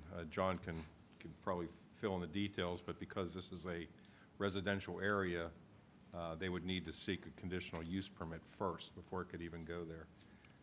Also in your packet, I included an aerial shot of the Beacon Hill Radar Park with some red lines on it. Those lines indicate, Steve, could you, yeah, not all the way off, thanks. Yeah, that's good. So there's the Beacon Hill Radar site right there. I don't have the red lines on this aerial, but it's on your handout, and you can see basically it runs just along. If I'm not mistaken, the ordinance would require, because it's an 80-foot tall tower, it would be an 80-foot setback, correct? Okay, so the red lines on your handout indicate about 80 feet. So where they would be, inside that red box is where they would be able to site this tower if they chose to do it. Just to give you some context here. This is the driveway that comes into the radar site from Lowell Lane. This is the pad of the old radar building right there. And this is the drive that goes all the way down to Beacon Hill Boulevard, or Beacon Boulevard, down to Cumberland. So the building is still there? No, there's a I didn't pad there. think- The okay, building was just the taken pad. down, Thought so, okay. yeah, years ago, but the pad is still there, which we had intended to maybe locate a pavilion on at some point in the future. There won't be any barking dogs, Tom, will there? No dog parks Okay. up here anymore. But again, in the packet, she included attached to her letter some potential, what they call, stealth technology. One of those items would be what they call either flush mount or vertical stack antenna, rather than the ones that stick out in a triangular pattern. She also included a photo of what they look like when they try to make them look like pine trees. Wow. If anybody hasn't seen one of those, take a drive up Route 83 Yeah, it's incredible. between Union Deposit Road and Colonial Park. Take a gander off to the right. Charlie Brown's Christmas tree. Can we get the rest of the lights now? I'm starting to pick them epileptic. Yeah, that's fine. Thanks. So the question is, is this something, she put in a number in there of what they would be willing to pay the township as far as a rental fee. I can tell you that's low. We have a tower up up at the Public Works Building. The monthly rent is about $2,400, so they're pretty low on what they're suggesting. But before we even get to that point, I think the commissioners should decide whether they want to sell tower up there or not. Ms. Baker makes some good points in her letter. They need tower sites. They're running out of tower sites. Everybody's got devices. I've got 3 of them up here right now that need bandwidth and more antennas, more broadcasting and things like that. So I'm not advocating for or against the tower. That's completely your decision. But they are gonna look like these, Well, they can look like whatever, yeah, right? The first picture there is what they typically look like. Yeah. With the what they call, the horizontal yeah, oh, okay, so these are. antenna. Yeah. The next one shows what they call flush mounted, although they're not exactly flush. It's more of a vertical stack of antennae. And then the third one is the beautiful pine tree. Well, are there homes, I mean, I certainly walk enough of the Beacon Hill sidewalks, but I don't remember seeing that radar, Pad? that pad itself. So what's the, what am I looking, what's the housing around it? A lot? Well, Steve, you can lower the lights a little bit there so we can see that. So again, this is Lowell Lane, part of the Heights of Yeah. Beacon Hill. These houses here are right against the park. These areas over here are New Cumberland Borough properties. Again, one of the likely locations for the tower, which would be inside the red box, would be in this area back in here. We don't want it to encroach on any of these trails that we have through here, but this would be a good area. It would be at least 80 feet from the property lines. It'd be a little closer to these homes. It's not my intention to put them closer to New Cumberland and further away from Lower Allen. It's just that seems to be probably one of the better locations for the tower. I would like to keep it as far away from this area of the park as possible, because this area could possibly get additional use in the future, especially if you put a pavilion on this pad here. And some consideration was given to put in another wedding gazebo on a small pad that's located around in here. It's about a 20 by 20 pad. Well, that area of the park also, in this area, is pretty much open, so anything you do in that area is going to be very visible. There is a driveway that comes off of Lowell Lane here and comes back to this parking area, And from this parking area, you can look into the backyards of the houses at front on Lowell. Yes, I mean, there's a row of trees there, which do screen the homes, but yes, they are right there. In fact, some of the trees are fairly tall. But this is not one of those towers where we're on a direction where we have very little to say about it. It's not one of those that we're forced to permit. No, correct, it's our property. Okay. So, I mean, we own the park, you can say no. Good, John? If I could also remind you what Tom said at the outset, a wireless communication facility that is tower-based and in a residential district requires you to hold a public hearing. Oh, good. So there'd be planning agency comments, staff comments. We can guide you and give you options in addition to the stealth screening that is here. You have ample opportunity. You don't have to feel any pressure to decide stylistically what you want now. It's just Tom simply asking, do you want to consider it? And then it would be vetted fully at a public hearing process later. This is similar to the Verizon one that we've heard recently, right? Correct. Lisburn, That's on private property. Private And property. they just needed a couple minor variances. but before you were on the Board of Commissioners, there was a public hearing in 2015 that fully vetted whether or not that site was appropriate and necessary. Okay, Okay, you dealt with a few little tweaks. gotcha. So that you're saying that that process will happen again? Right.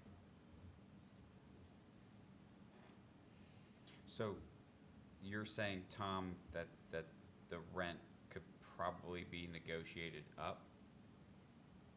I would insist upon it, actually. Yeah. That's a nice starting figure they threw out at us. And We're going to come back with something a little more modern, a little more up-to-date, and if they don't like it, I mean, obviously, they don't need to put their tower on our site, but, Right, so you had mentioned another similar fee in over $2,000 somewhere? when we actually sold our leasehold rights to the monopole that was on, that is on the Public Works property, but our schedule that we had, our lease schedule at the time we sold it, had them paying $2,400 a month by 2020. So, So we're there. exactly. So this could potentially bring in $20,000+ a year? Potentially. I mean, it all depends on how the negotiations go, and of course, they're going to have to come up with a number that is, that you're happy with. And Tom, they maintain it. We don't, the company maintains the site. Correct. If it's like most sites, they'll have an equipment building that'll be surrounded by a fence, and they'll be responsible for everything inside the fence. That was the other point to having it somewhere near here, because we already have a drive that comes in right next to that. We wouldn't have to create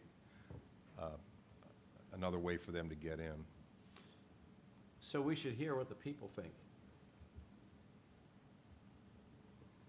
So would another step be to schedule a public hearing on this? Well, Or we're not there yet? because, well, we'll let Tom Right. tell you. He said it before. It's in a residential neighborhood. Yeah, with their idea, well, what they would like for me to do is, they wanted me to talk to the board to see if it was even something you were interested in. If you are, then the next step is for them to make an application. We'll notify them that because it's a residential area, they'll need to seek a Yep. conditional use.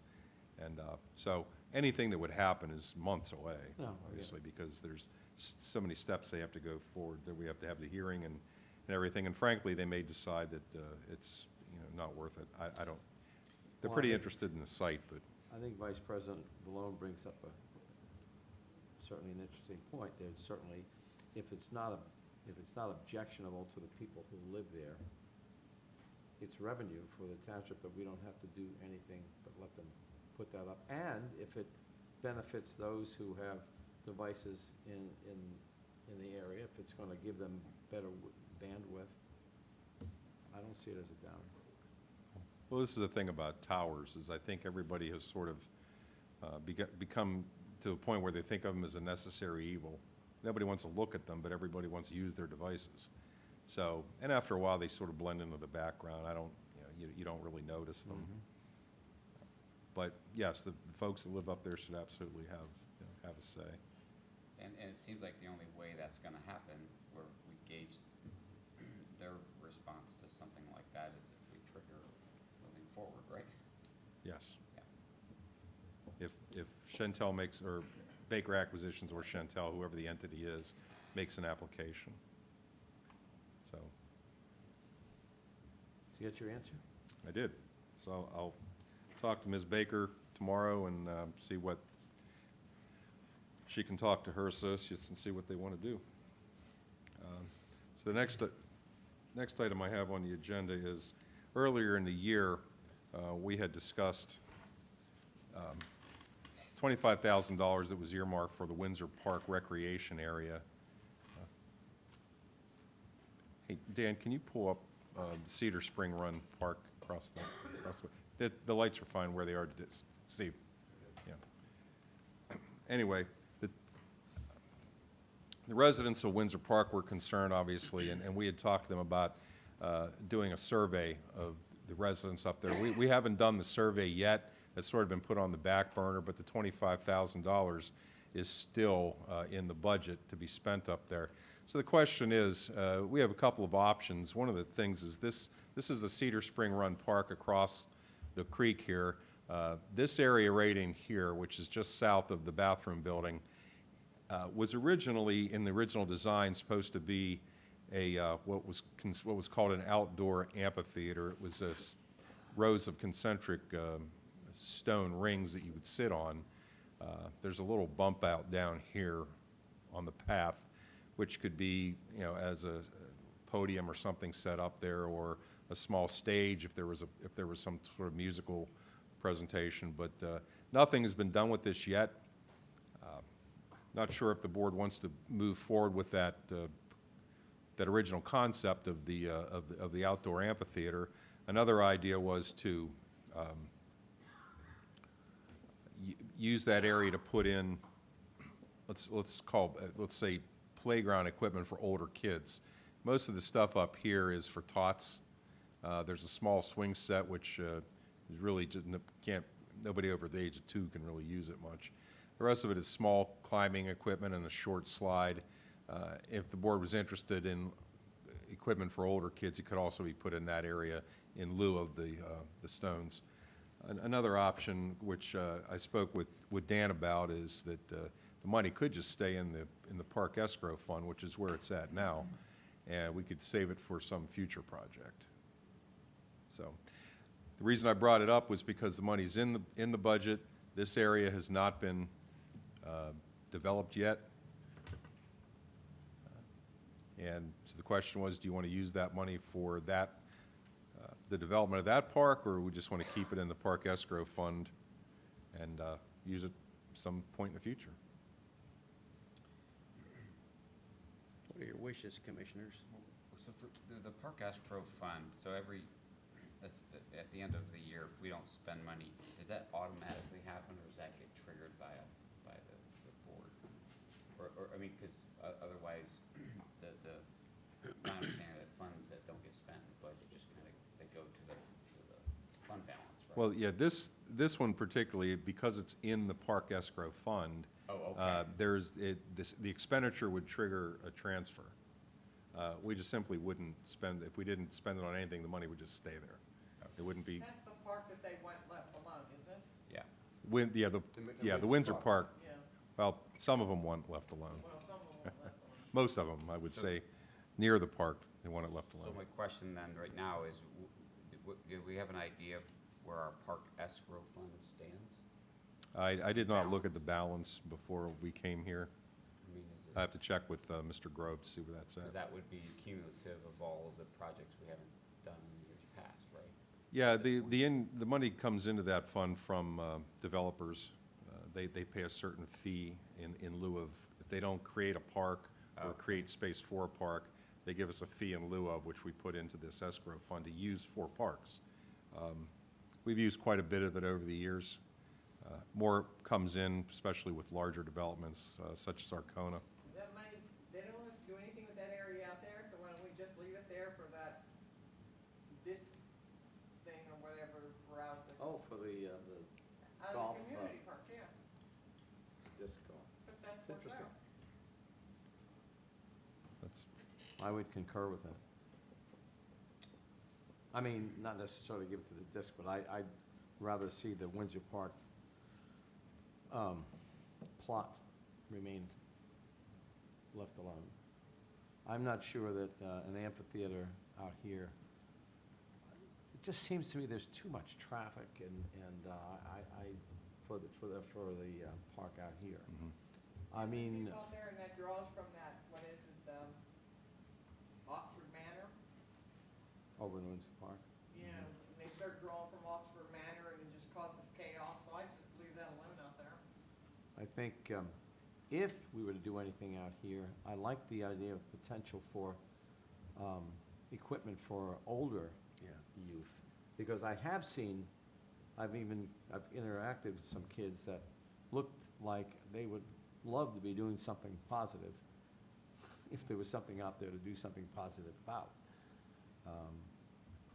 But I don't think the amphitheater is a good idea out here, based on the graphic that you've provided us, which I appreciate.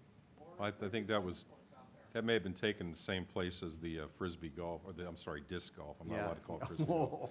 Yeah. We should find you. I think it's the same place as the Yeah, I know, disc right? golf. It looks like it was not in the middle of the desert. I know.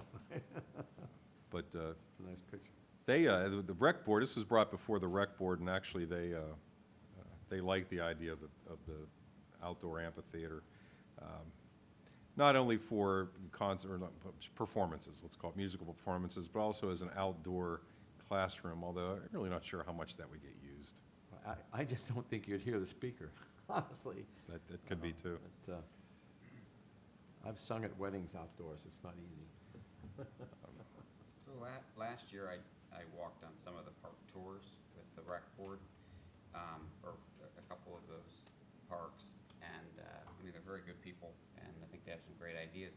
I guess I'm hoping that at some point, the rec board can have a discussion, maybe at this meeting in the future, where we talk about their ideas and maybe what we would want to do as a township with our parks in general. I mean, I'm not sure that making a decision tonight on whether we spend money, on an amphitheater or frisbee golf or something, I mean, it falls into a bigger package of what our needs or our desires would be. We've And done I- this, we've done this in the past, we've had joint meetings, it's very, Maybe very just, useful. I mean, it hasn't happened since I've Mhm. been observing since 2014, and maybe it's time to do another. And, Well, it's funny you should bring that up, because this morning, when I was talking with Dave, following on the heels of the Public Safety Ad Hoc Committee, I was considering doing sort of an Information Services Ad Hoc Committee. But given the things that the fact that our recreation master plan is getting pretty old now, that may be a different idea for an ad hoc committee for next year, is a committee that would be charged with putting together a new recreation master plan. So not just the commissioners, not just the rec board, but actual members of the public who would want to be involved to decide, You because have a I know. model, now just change the label. Well, one of our members, our rec board members, is very interested in doing more with the pocket parks, the neighborhood parks. And we're trying to move forward with some ideas on holding small events in these parks to get people to come out, to give us their ideas on what kind of events they would like to see there. Yes. Provide some hot dogs and maybe bring a truck down to let them touch a truck. That's a pretty popular event. But, we have a lot of parks. We have some parks that need some development. I think this area here across the river, or across the creek, something needs to happen with that. It's just empty right now. It could stay green, but I mean, there's also older kids that go over there and would probably like to have some, so at some point we have to do something with that. But it sounds to me like, right at this point, the board would just like to sit on the $25,000 for a while, and not necessarily spend it this year. That'd be my hope. Yeah. that would be what I would think. Well, we could It's do nice to get back to where the communities come out, maybe one night a month or whatever, and start to communicate again and start to gather again like they used to. Yeah, and I think the ad hoc for a type of committee, or type of, committee for Parks and Rec, I think would be well attended. I think, based on the excitement and kind of the participation of the pet and bike study, I think there'll be a lot of people in the community that would get involved, and I think we would probably get a really good picture in the end of what our residents want here. It is fashionable when you design a park like this to have two age groups apparatus. One would be the youngest one, which is now developed, and then I think it would be appropriate to consider something in the area that we're looking at that would be for the older kids. And I haven't heard of any conflicts on this park where the older kids kind of push into the little guys, but this would help solve that problem.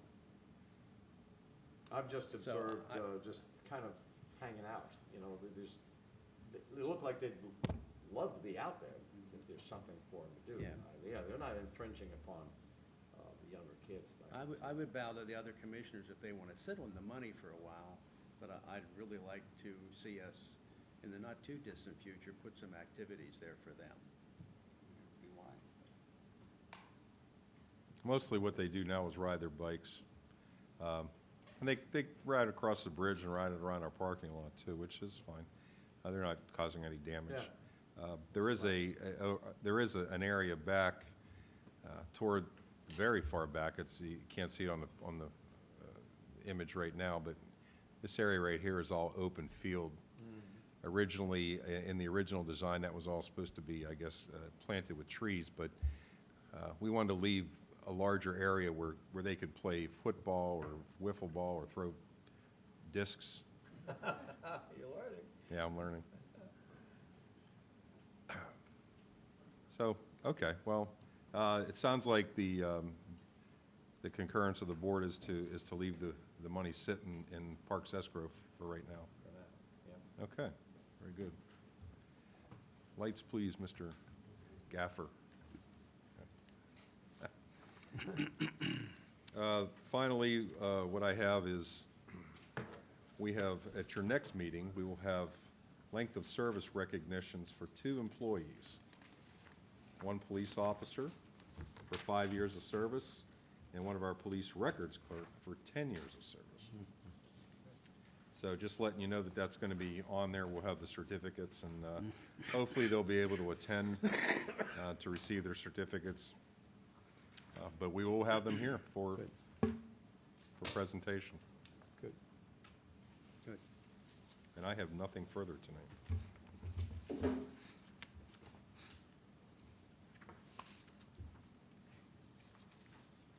Okay, so it's time for commissioners' reports. And we'll go around the podium as we normally do. And we'll start with Aaron tonight. We have at our Bonton site, there's now fencing up against the building, and we have received a PA1 call for the demolition, so we expect that demolition will get started in 2-3 weeks. I don't have a firm date from our contractor yet, but we think soon. Will you let me then know the date so I can take my wife out of town here? Her father built that building, so it's going to be a little hard for her I to will see let it. you know, there's a whole list, so we've been getting calls almost every day of people who say, is it time yet? Can I be there when it happens? So I let our contractor know that they will probably have an audience. And the first thing they usually do is they start ripping out, they kind of gut the inside. I said, that's not the picture that people want. They want the picture when the first brick comes in. So just let us know when we're gonna get to that point, so I will keep you posted. Just a couple of things. The first is that on Monday, the 23rd, from 1:30 to 3, we're going to be meeting here with some of our businesses. We've started what we call the Public Safety Business and Industry Alliance. Essentially, it's an informal organization where we will get build a partnership of sorts with our business folks. We're going to use the red alert or the notification piece to put a special group there. And if we get anything that might be business, whether it's crime prevention or whatever it might be, we would put that out to them through emails and then answer their questions. So we'll do LA Alert.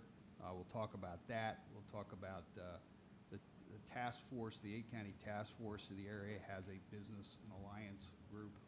So I'm going to invite George Giangi to talk about that in case they'd be interested in the next evolution. But it's basically just a liaison to those people in the community to see what their needs from us may be and support back and forth. So What time? one from, and the commissioners are certainly welcome. It'll start at 1:30 on Monday the 23rd, and it will go until 3 o'clock. And the hope is that if there's significant interest in this, that we could do this on a quarterly basis. And it's during the week because most of these folks, and we did it right after lunch hour so that most of them could come from their businesses here. So we've got a little bit of a response from the financial community, some of the banks and some of the other businesses. So it's just it's developing that kind of outreach to the community is what the intent is. So that was number one. Number two is the replacement ambulance designated 274. We were notified earlier today that it's finished and it should be delivered either Thursday and or Friday. So what, if the board's interested, we could have it here before the next meeting and out front about 6:30. And if you're interested in looking through it, we'd be happy to show it. It's really a nice, it's a nice ambulance. Charlie and Tony, Captain Deven and I had gone out to the vendor outside of Pittsburgh when it was delivered to do a final inspection. And now it's all, striped up and labeled, and we got pictures today, and it's looking really nice. So the other thing is the replacement forensic vehicle was delivered about 2 weeks ago.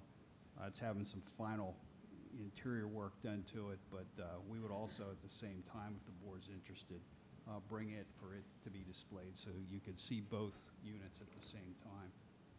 That new, looks to be new pickup with the cap on the back with a We could big- bring that down man, too. That's the CSO vehicle. That's an Yeah. awesome piece of equipment, I'm Yeah. telling you. Well, it's intended, and I had mentioned this to Gets the your board attention. previously, that there's a whole movement called traffic incident management that's happening because a lot of first responders, unfortunately, are struck in highway incidents, across the country, and either seriously injured and or killed. So one of the things that we have tried to do with that vehicle is, as you see by the striping on it, is do the same thing that we've done to the rear fire apparatus and ambulances. And you'll see that on this new ambulance too. It has that same kind of striping on the back to make them extremely highly visible. Yeah. So, and I think we've achieved that with that vehicle.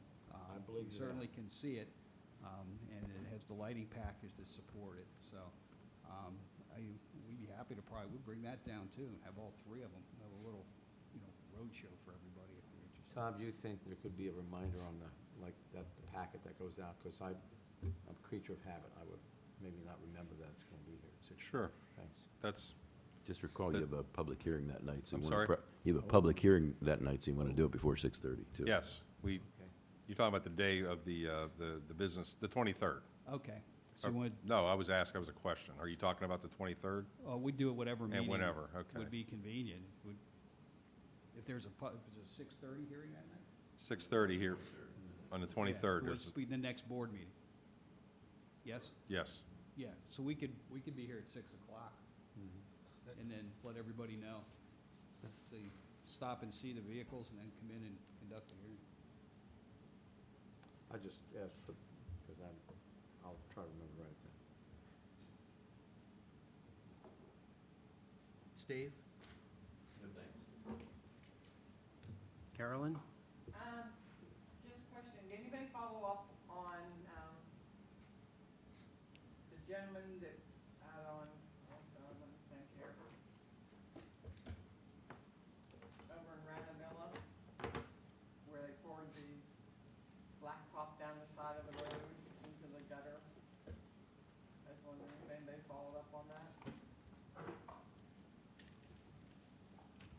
There was an incident, it wasn't in Ranavilla. I think there was an incident, I don't think it was in Ranavilla, it may have been in Cherokee, in that neighborhood, where there was some tar on the pavement. Somebody had their driveway done, and when they were done, they poured the rest of the tar or blacktop down the side into the gutter Yeah, down what was the his front name? lawn. Well, we did check into it. It did not get into the storm sewer. It was there was some on the street, and then it had essentially dried there. There was nothing really cleaned up. The street's already made of oil and tar. It was just some additional, and because it had set and dried and not gotten in the storm sewer, there was nothing additional that needed to be done. So it wasn't a public safety issue then? No. There was nothing we can do about it. There's nothing that needs to be done at this point.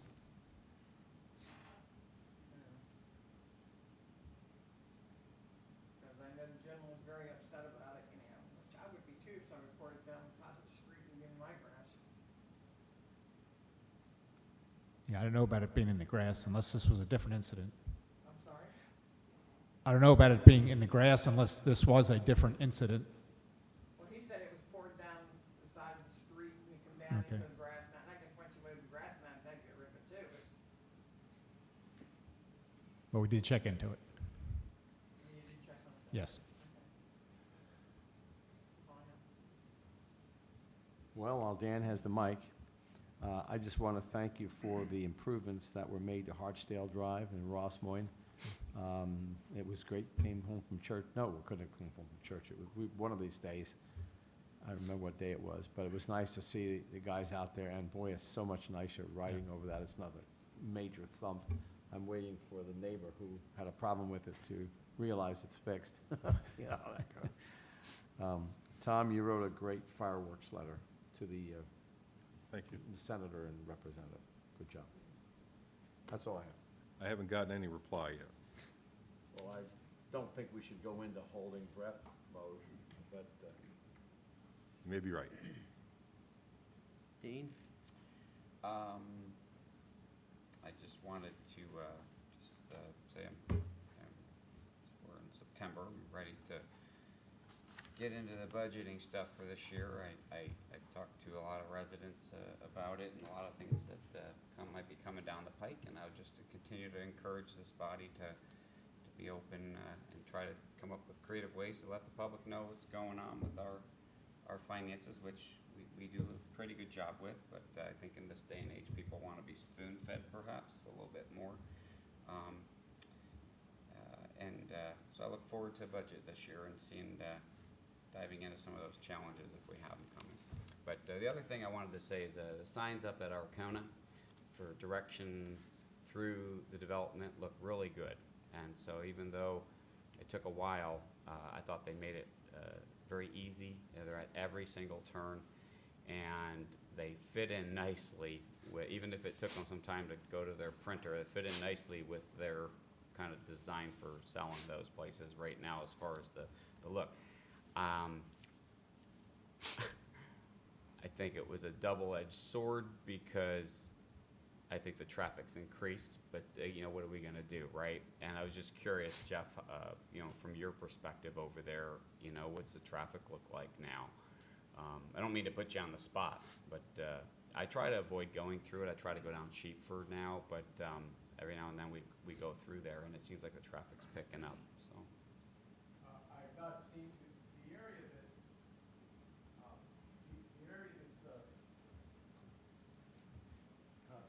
the area that really is more of a challenge for Arcona is the section on, for the Arcona neighborhood is the section south of Arcona Road in the single-family home neighborhood area. That seems to be, occasionally you'll find an 18-wheeler will get in there and get stuck. And I don't know if they're just not looking at the signs, they're looking at their, computer says, hey, you should be able to get from point A to point B, but they continue to get stuck in there. I've not seen anyone stuck this past week, but they do continue to knock over stop signs and so forth. As far as regular car traffic, that seems to be, people have kind of figured it out. It's just I think the occasional 18-wheeler who's lost and they get stuck in there. Right. So. Cool. Well, thanks for sharing that. Yeah. Appreciate it. so. Yeah, my only concern, it seems as the traffic's picking up, some of the neighbors up there walking their kids. I see people walking with baby carriages quite a bit up there in Arcona now. So I guess we just have to stay vigilant with it. So that's all I have. Thank you. Tom? Just a couple of reminders. This week's going to be a busy week. We have on the 11th, this is not for the commissioners, but for anybody watching this live streaming, the Sheets Open House is taking place from 7 to 9 down at Cedar Cliff High School. So it's going to be an open house format. They'll have plenty of information booths available for people to talk to representatives and ask questions about their concerns, traffic and lighting and, gas pumps and whatever else. On the 12th, we have a couple of meetings. One of them is a meeting with Charter out at Arcona. I'm trying to get a head count. I haven't heard from a couple of you yet on whether you're going to attend or not. When's So that? it's on September the 12th.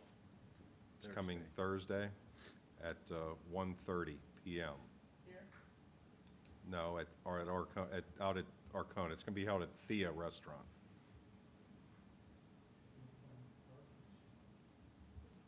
Okay, I'll be there. You have me, Tom. I have you.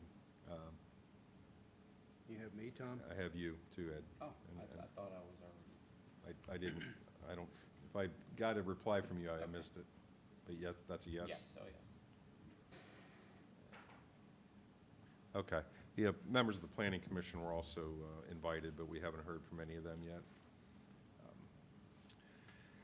And then later on that evening, Representative Delosier is having a meeting. It'll be here. It's for her general constituency, but she's having a meeting here in Gorgas Hall to talk about cell legislation, cell tower legislation. House Bill 1400, which has been championed by Representative Frank Ferry, would severely limit municipal control of our own rights of way. If this thing were to pass, it would reduce the shot clock that we would have for responding to applications and restrict the amount of money that we can charge cell companies for using our rights of way. It's been opposed by almost every municipal organization, with the exception of PSATs. They chose to sit this one out. I'm not sure why. But Representative Delosier was kind of instrumental. She was one of the people that pushed to have the vote on this postponed. The vote was scheduled for earlier this year. She has scheduled this meeting now to bring parties together to try to separate, misinformation from real information. And so I would expect some folks to be there from the cell industry. And we're also going to have Mr. Dan Cohen, who is our cell attorney through the COG. He'll be there as well. I already checked with I keep calling her Senator, maybe it's premonition, but I checked with Representative Delosier's office and to make sure that it was okay with them if he came, and they said yes. So Mr. Cohen will be there. So we'll see how it goes, but it'll be here in this office, in this room, open meeting. So anybody that wants to attend that, it's welcome. That's going to be Thursday evening at 7 p.m. So they were kind of looking for, I know a couple of you responded to me and said that you were interested in going. Ryan from Representative Delosier's office has called and asked me if I could give him an idea on who might be coming. I'm hoping to be here, Tom. Tom, the Sheets Open House, that's 7 to 9 on the 11th, is that right? So Correct. in the evening, of course. In the evening.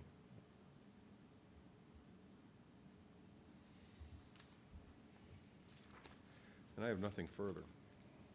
Madam Secretary? John? Dan? I have nothing, thanks. Anybody in the audience would like to add anything? Richard? Seeing none? And I don't have anything, so Thank you all for being here, and I am calling this meeting adjourned. Good meeting, Mr. President.